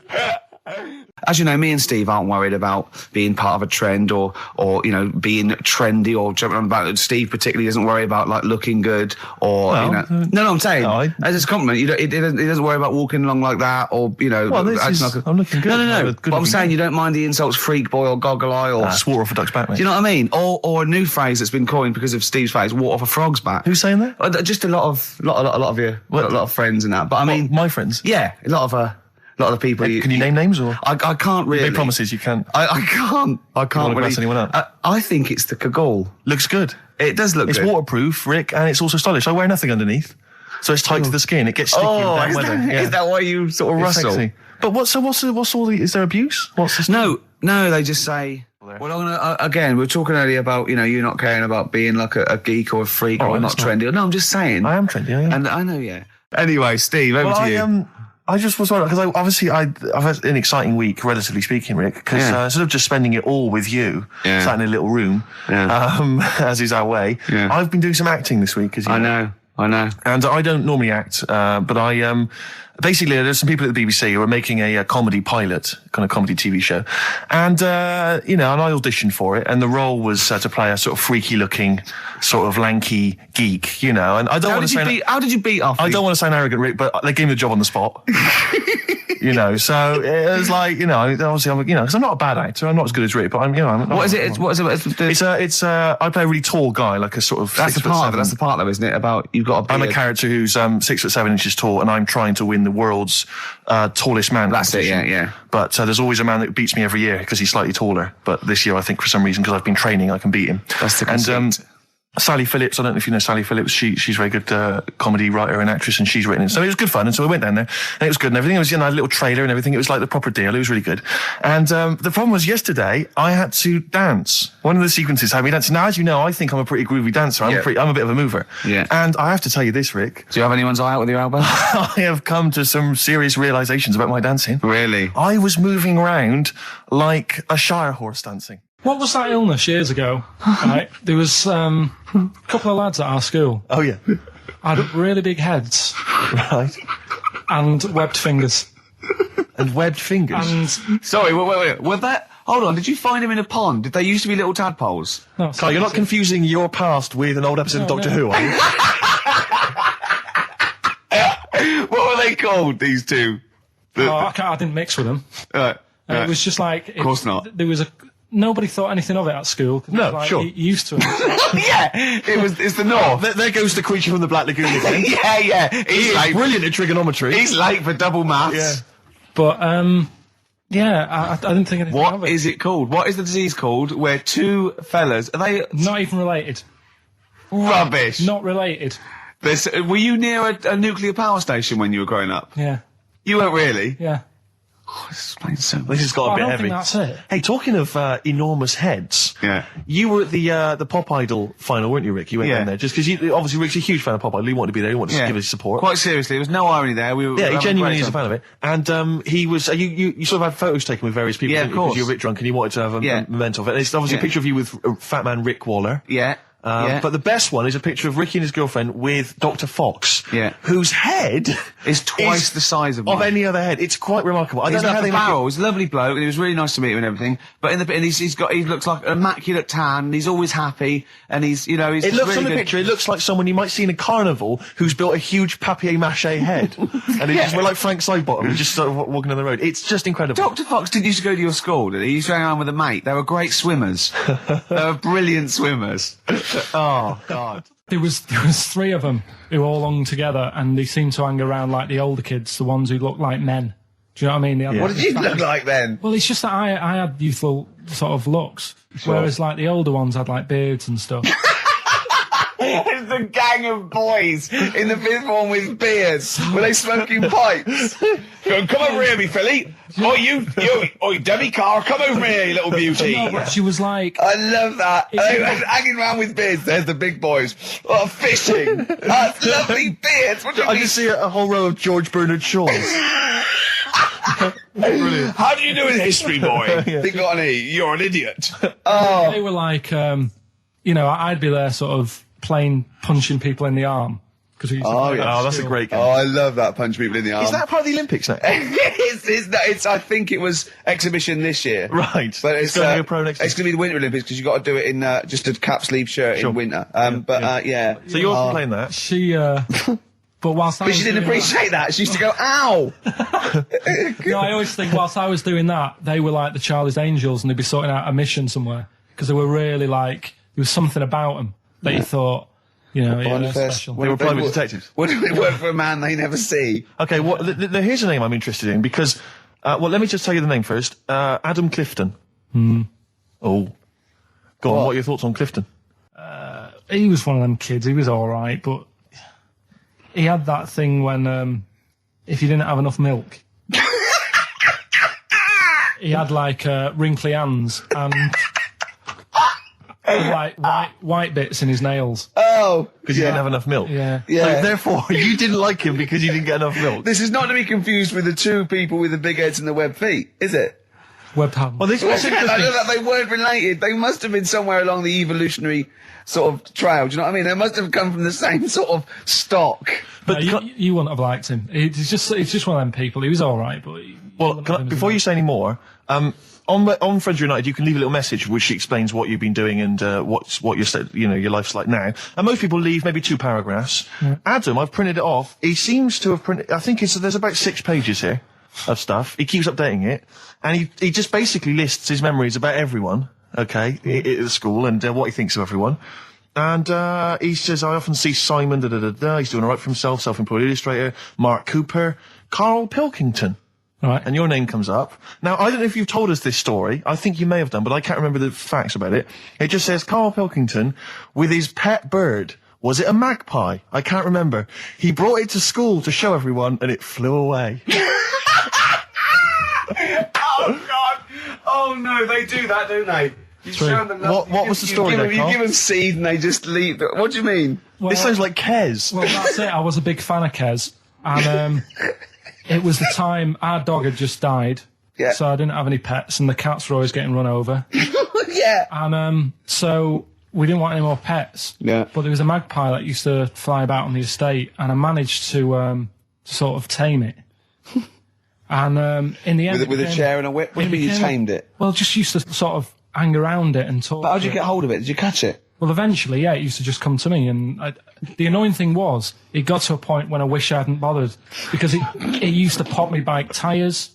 It used to sit on like, if I was talking to my mates and I was on my grifter. I love the way he just throws things in. It's like an Alan Bennett play. It landed on my tyre and it used to peck at the tyre and pop it. And then it used to then never go away. So it was always like around the house and my dad said, never bring it in. So he used to sit on the porch and I used to go out and it used to fly down and land on my head. Oh. And it really hurt. It used to like peck and stuff. He thought it was a tyre. So it wasn't so much tamed as a stalker. Oh, God. So you took it to school and it flew away? Yeah. So did you take it in proudly going, look at my magpie? Oh. Yeah. Oh, no. I think it got a bit confused in the area that it was in because I used to just keep it sort of around our estate, but the school was a bit of a distance away. How did you get it there? carrying it on my finger. Did you walk? Yeah. Wow. So it was happy there, then it got... But it used to be one of those things that people would stop me in the street and sort of go, oh, what's that? And I don't suppose Maggie, called it Maggie. You didn't get Charlie's Angels to go and find out what happened to it? Investigate? Were they impressed? No, not really. No. Carl, this is quite a little insecure sort of chap. And he was just worried about that last bit. He was going, who would ever find that interesting? He was worried about people finding him boring. And Steve said, as I said, you know, it's like an Alan Bennett thing. He went, yeah, but... You know, no one would care about Alan Bennett if he wasn't such a hit maker. They wouldn't care what to say. And we just looked at him for a while and he went, thinking of Tony Bennett. Bless him. Listen, it's almost the end of the show, Carl. Oh, yeah. And it's really been a Carl special. This is a Carl special, yeah. Well, next week, we'll lay off next week. We have to We're know. not going to... He wants to retire a little bit. Just A few more names that you may recall from Friends Reunited. Go on. Lisa Shufflebotham. Do you remember her? Yeah. She, Was she one of Charlie's Angels? No, she wasn't that nice, but she wanted me. her and a mate Rachel, I remember, I don't know why, but it was some sort of PE lesson where it had to be a bloke and 2 girls, and they were fighting over me. Could you hear what they were saying? They were just like, I want him, and I was loving it. Stuck in the middle and they were fighting over me. And then the next week I thought I'll sit near them. What sort of game do they play at this school? I don't know. That's an incredible game. But I think... Punch me on the arm. No, punch me on the arm, Carl. They just went through it. Because the following week I thought, right, I'll sit near them again because I quite enjoyed the way they fighted over me. But then they picked somebody else and I don't know who I was with that week. So you didn't get any action with Shufflebotham or a friend? No. And as she got older, she went a bit off. She's not that good. She's probably nice now. It's just, I mean, I'll say about myself, when you get to sort of the end of secondary school, you do sort of go a bit odd looking. Right. Do you know what I mean? When your sort of head grows funny. I would just love to go back to his school of that era. I mean, just what happened to people, whether, you know, all people sprouting limbs. No, do you know and what I things. mean? When you're like 12 and that, you quite, no, not 12. When you're 10, when you're 7 to 10, you sort of look healthy. And you look at your pictures when you go, yeah, I was a good-looking lad. But then when you get to late secondary school, something happens, and you just look a bit odd. Okay, well, what about Alison Thorpe? Not sure about her. I sort of know the name, can't put a face to it. Damien Comer? Again, know the name, Yeah. can't remember anything. No. Yeah. It's a shame. Well, these are pretty much all the names I could find. We've had some interesting thoughts, though, and interesting anecdotes. Yeah. Anyone in particular that you'd like to say hello to that maybe listening now that I think I would have mentioned Darren Buckley if you hadn't have brought him up. Oh, right. He was like my buddy. Yeah. Did you ever see the Magpie game when you took it to the school and confused it? No. You're joking. That was the end of it, was it? Yeah. So where did it go? Probably to some other kid. Because, I mean, actually, it probably got killed. Because if it was being that friendly with other people, some people might have took advantage of it. In what way? Well, there was a programme on the other week about... What, in the way that Shufflebotham was trying to take advantage of you? There was a programme on the other week about bear whisperers. Yeah. And some blokes got really friendly with a bear. And then when they were leaving that area where the bear was, they said, oh, we've caused a problem here because there's some bear hunters coming in and moving into this area. And it's going to get a bullet if it acts like this. So they had to scare it away. And that's what I should have done with Maggie. I should have terrified it a little bit so it wouldn't trust humans. Just introduced it to some of your schoolmates, I'm sure, would have freaked it right out. Well, the ones with maybe the that was big why heads. it fled. It didn't see. Oh no! It didn't see those 2 fellas with big heads and webbed hands coming towards it, did it? That would have terrified anything. It's like a scarecrow, like 2 walking scarecrows. Listen, have we got time for a song for the ladies? What's happening? We've not really thought. Quick then, quick, just do it. Just do it. Thanks very much. Well, hang on, no, we haven't lined anything up, have we? I was going to play Mary Lawson and that for you. And then Is this going to be the final track? It has to be. it would be, yeah. We've blown it. We've blown it on the Karl special. We have indeed. I'll play it next week. So Karl there's got an E at history in GCSE.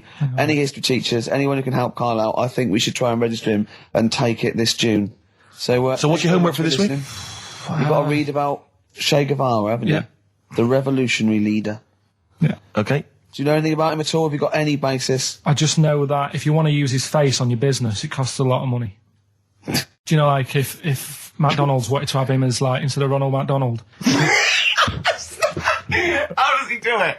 Steve, how does he do it, man? Oh, we listen, just play a final record, Karl. Say goodbye, and we'll see you next week. All right. See you later. Cheers, mate. Wu-Tang Clan there, Steve. XFM 104.9. I'm Ricky Gervais with me, Steve Merchant and Karl Pilkington.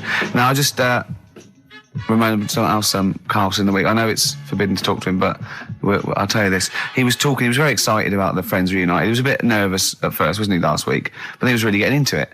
And in the pub he was talking about those people, and he said, I'd never go on a reunion though. He said, I'd never do that. What, a school reunion? Yeah, and he wouldn't want to see anyone. And I went, well, I said, wouldn't you want to see those two lads with the big heads and the webbed hands? Oh yeah, these were people you went to school with, weren't they? Yeah. Well, I didn't knock about with them. They were in the class. What were they called? Freaks. Right. Right. Okay. And he said, no, I wouldn't want to see them. He said, because what could you say? Oh, you haven't changed much. Right. And he said, they wouldn't go anyway, would they? I said, why? He went, well, they didn't have any friends. Right. And I said, well, weren't they friends with each other? And he went, no, that would have been too obvious. Like they passed each other and went, no, I know it's tempting, but let's not. Everyone would think that's just what we were going to do. Yeah. Let's not do it. Yeah. So they didn't even hang around with each other. No. See, I must say, in my head, I've got something like it's like some sort of extra thing from Blake 7 that they're like some sort of lagoon monster, but they just had slightly oversized heads, did they? See, does your head grow? Your eyes don't, does your head? Because maybe they've got to a point now that it's all sort of caught up with each other. Well, at the time, the eyes were very small and the head was huge. Just a very big head. And the fingers aren't going to change, that's not... They had webbed fingers. It was like the penguin in Batman. Really? Are you sure? No, honestly. Are you sure they weren't wearing mittens? No, seriously. Yeah, it wasn't home economics. They weren't getting something out of the oven, a very hot dish, were they? Every time you saw them. But why were there two, but they weren't related and they weren't friends? I don't know, I suppose it's like asthma and that, innit? Some kids have it. And it just was a coincidence. Yeah, but asthma's quite a common thing. Webbed hands, Karl. Yeah. I don't know, you don't think of it, do you, when you're a kid? You just sort of... when you first see them... Yeah. There goes the frogmen. Do you do that? I imagine you get caught staring at things. Yeah, do you go up to people with problems and go, Mummy, is that a monster? Well, I was telling you one about when I used to go with my dad in the taxi. Oh, yeah. Tell us this story. Well, your father was a taxi driver? My dad he had loads of jobs, which he did back then, and they don't do that anymore, do they, people? They don't have loads of stuff. Sure. But at one point, he had a black cab, and I used to go with him. He used to get a beer crate and put it in the front of the black cab and sort of sit just next to the meter. And anyway, we got this call, and the guy on the end of the radio said, "Oh, you've got your son with you, haven't you?" So he said, "Yeah." So it's just like, we've got to pick up at number 11 Village Lane or whatever. And I said, all right. And it was this woman. It was like a woman version of the Elephant Man. Wow, the Elephant Woman. Yeah, it looked like...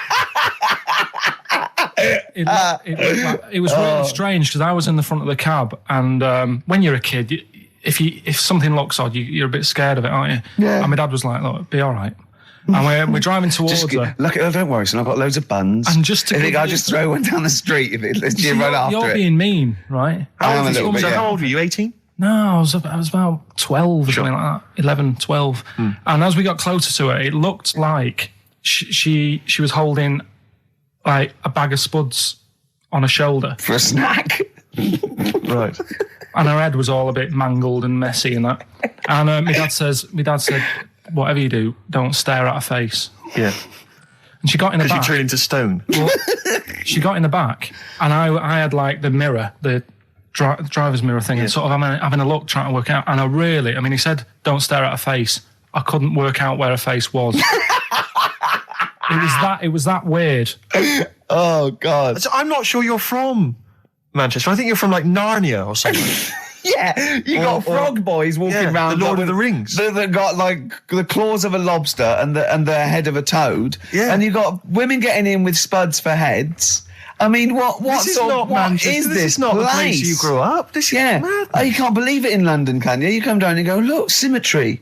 It must be amazing. It must be a thing to do with upbringing now, mustn't it? And because, again, do you know, I've said to you before, years ago, when I was a kid and didn't have any worries, good-looking lad, you go through it a bit, have a few more worries, and you look knackered. Now, back there's a lot more worries and stuff, so you get a lot more freaks. Whereas in London, everyone's like happy, aren't they? I love the fact that stress can cause your fingers to fuse and your head to grow. No, but if she must have been really stressed to have a head. Yeah. She was she an accountant or something? You know what I mean? But what did she do? What did she say? Where was she going, by the way? She couldn't speak. London Zoo, please. I think she was going to like to the fair. Shop. Seriously, honest to God. On my mum's life, she was. Because at the end of the day, that's a good thing with animals. They don't judge you, do they? She's not an animal. She's a human being. She's not actually an elephant. No, but you know the elephant man was not actually an elephant. You understand that? He's got no elephant genes in him at all. No. That was just a cruel name people gave him. Yeah. No, it's the name of the disease, isn't it? Elephantitis. Look, so listen. So this woman, why was she going to a pet shop? She was going to a pet shop. What, to find a husband? Is this true? No, it is true, yeah. Oh, God. I'm not taking the mickey because it must be so really bad for you. Of course it is. Carl, I'm going on to you today about cutting myself shaving. Yeah. I was going on about that. To think that she's probably not alive now, but to think... But you're saying that you're going to say this is a worse problem than a little cut shaving, aren't you? Yeah. Yeah. Do you know what I mean? I think you're right. Carl, there's a couple of key questions I need to ask. One, if she couldn't talk, how did she tell your father where to drive her? Did she have it written on a note? Did she point with her nose? Yeah. Right, this has got silly. Pick your song. But also, finally, where did you say she lived again? It was like in a village, a little small village. Right. Just heading out of the way. All I'm saying is we could maybe get like some sort of coach, book some coaches, get a coach party up there to have a look at her.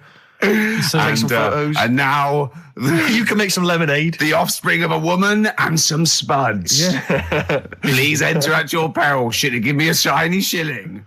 Carl, any more? I'll tell that story that you were telling me about your dad when he was driving. Well, it's just that you were talking about. Well, I mentioned Forrest Gump. Yeah.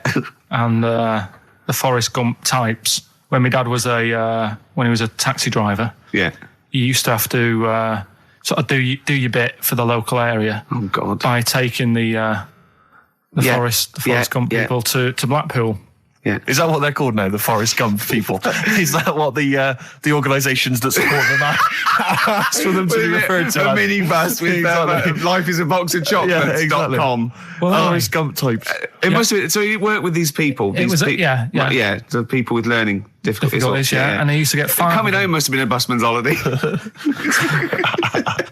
So he got 5 of them in the cab.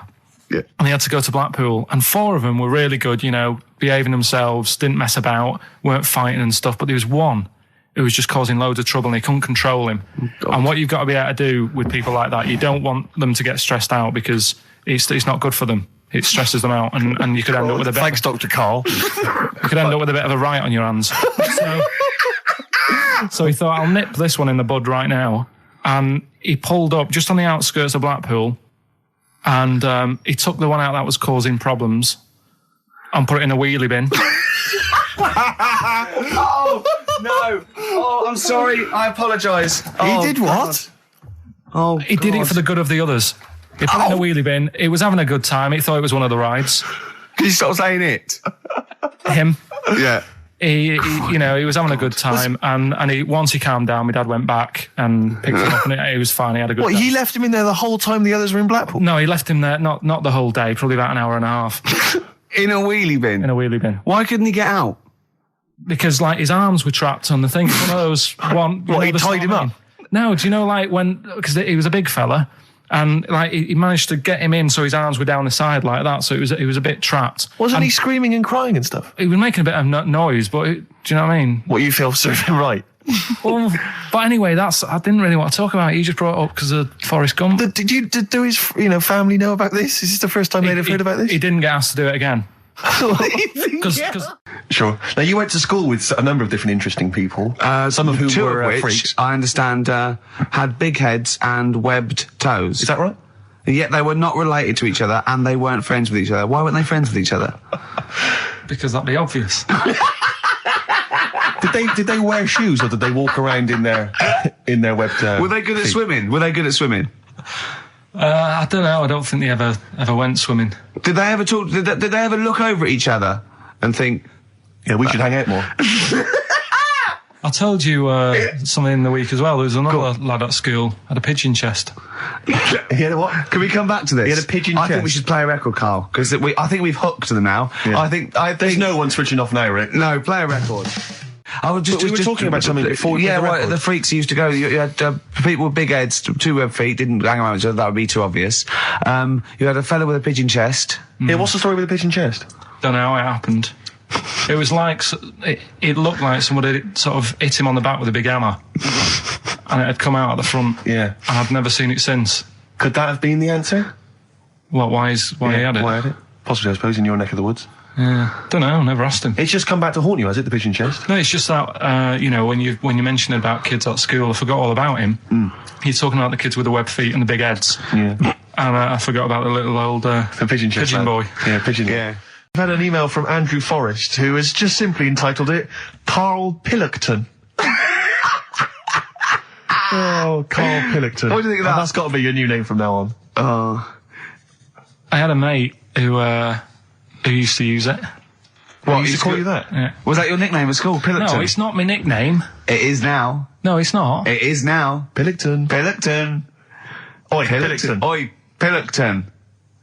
Pilkington, do my homework. Where do you live? Where do you come from? Pilkington? No, there's this lad who called Mark, right, who used to go to school with, who used to call me that. And his mum, right, was like obsessed with cleaning. And I was never allowed in their flat. He makes the place look untidy. So she used to, I don't know if it was just me or all his mates, but I used to turn up and she goes, yeah, he is in, but you know what you've got to do? And I used to have to go round the side of his flat, and he had a computer, right, which I used to play. I didn't have one at that point, but he had one.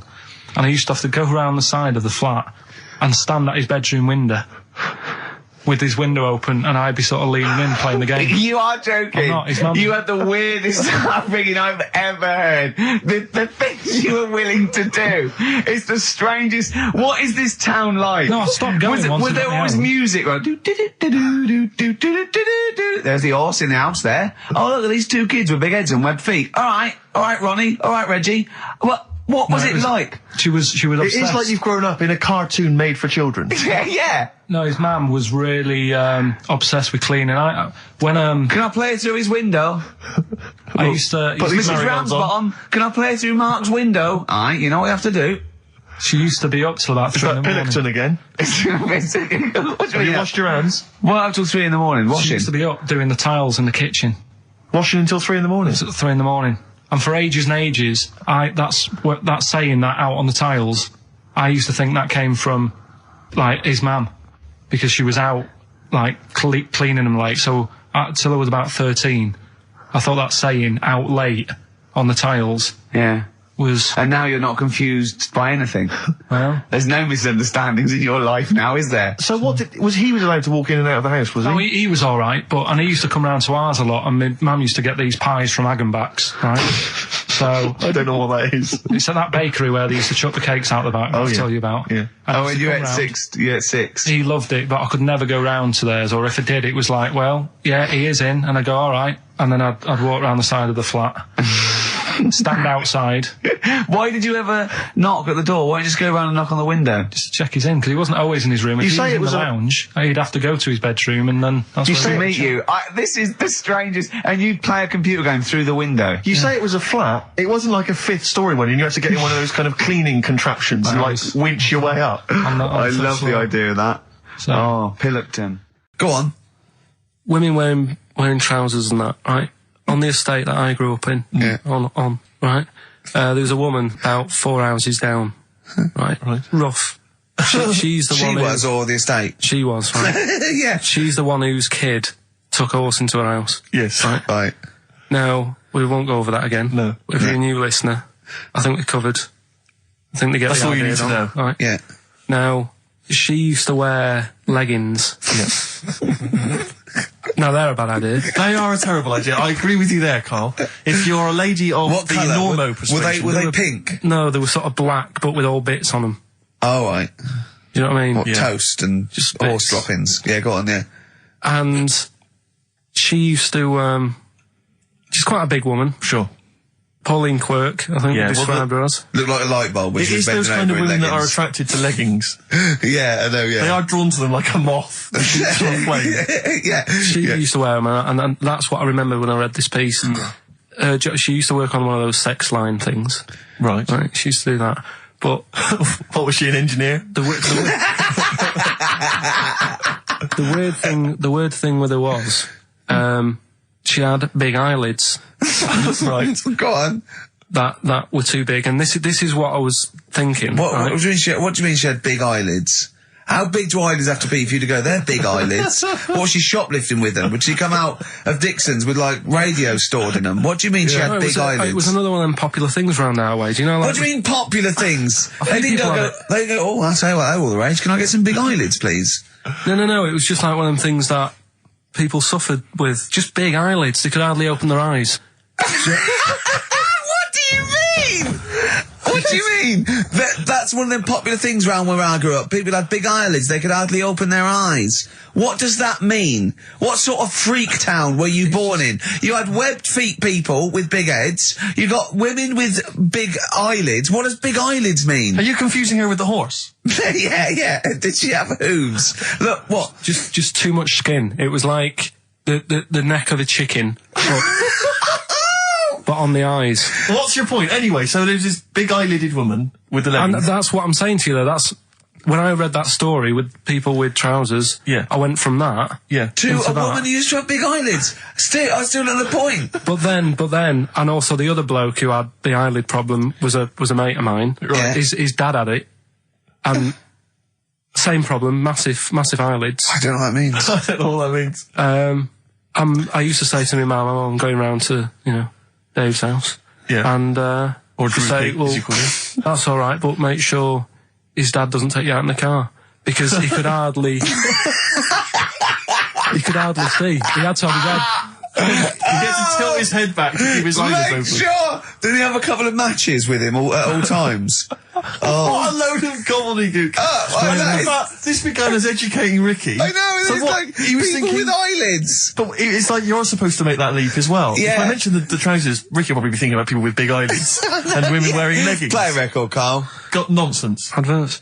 No. All right. I love the fact that he was fascinated by the strangest village in Britain, but the stories he's told us about where he comes from, there's him going around with two fellas with big heads, webbed feet, a little pigeon-chested bloke, him on his grifter with Maggie pecking at him, his dad in the telephone box nicking groceries, and a horse in the house next door. I mean, how strange was his upbringing? Yeah. And him hanging from his satchel. Unbelievable.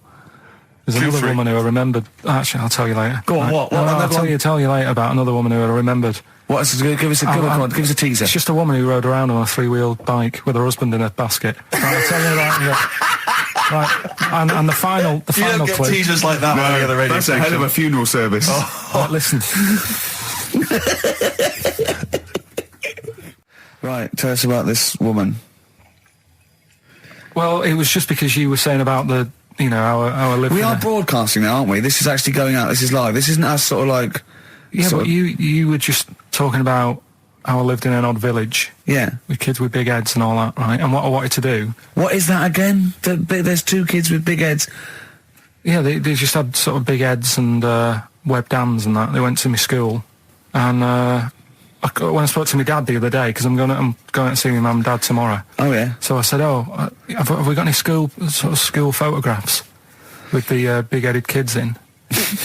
And he said, no, nobody bought those sort of school photos because they were in it, so it was always a bit ruined.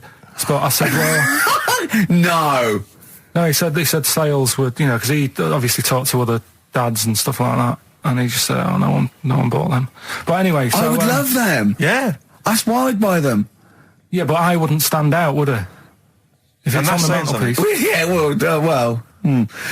But anyway, so I was talking about, When you say they had big heads, what do you mean? Do they look like someone from Doctor Who? They were just quite big. But they weren't related? No. So why did two blokes with big heads and webbed feet? I lived in a weird area. There was a chemical plant close by. I can't believe you've never told us that before. That explains a lot. Not just the freaks in your neighbourhood, but... No, there was loads of weird stuff going on. There was this, like I said, there was this woman who used to like live in one of the council flats, right? And she had a three-wheeled sort of big, what do you call it? Three-wheeled son. He was the weirdest bloke we ever knew. What do you call it? Like a big tricycle, but for an adult rather than one for a kid. It was a big one. It wasn't a motorbike though. It was a no. It was a push bike thing. Right. Yeah. And she used to sort of ride down the road with a fella sat in the basket on the back with his like legs dangling over, and they'd be going to like the pub and what have you. Was it a different fella each time or the same one? No, same. Little sort of bald-headed fella. So it wasn't collection for like organs and things. Bring out your ill. And then people just throw Grandad just in the back and go, right, we're getting £4 for Grandad. But she's got a lovely pair of testicles on him. They're very low, but they bring out your dead or nearly dead. She used to pick on her husband quite a lot. They'd be in the pub and what have you, and they'd be sat by themselves, but she'd always be sort of, having a go at him, moaning at him, sort of pushing him about and that. So my dad and his mate, right, they went round to their house, knocked on the door, she answered, and he said he was a copper, right? He said, Detective Pilkington, going to come in and have a word. So I'm just going to make a note of impersonating a police officer. Yeah, but for the good, he went in and sort of said, now, I've heard, it's a superhero. Yeah. I've heard, you picking on your husband a lot. Yeah. We'll be keeping an eye on you. Do it again, and there'll be trouble. And she backed off after that. She was all right. And how was the husband? Was he still in the basket though? Was he allowed to ever sort of like ride up front with her? Or was he just always in the basket? She'd sort of stopped picking on him in public places and stuff. That's good. You can't get done, can you, just for doing that? I think impersonating a police officer. Well, you probably did. There was no gain. I think you can't impersonate a police officer full stop, but I think they'd probably be lenient on him that he was, But let's face it, he's not going to be caught because why would anyone know about it? It's not like his son's going to say it on a radio station, is it? And stitch him right up. Is this something you did generally? Kind of a little bit of light vigilante work? Just whatever, him and his mate, just, if they saw something going on, they go, what can we do? Sure. What little scam can we do, or whatever. That's fantastic. That is brilliant.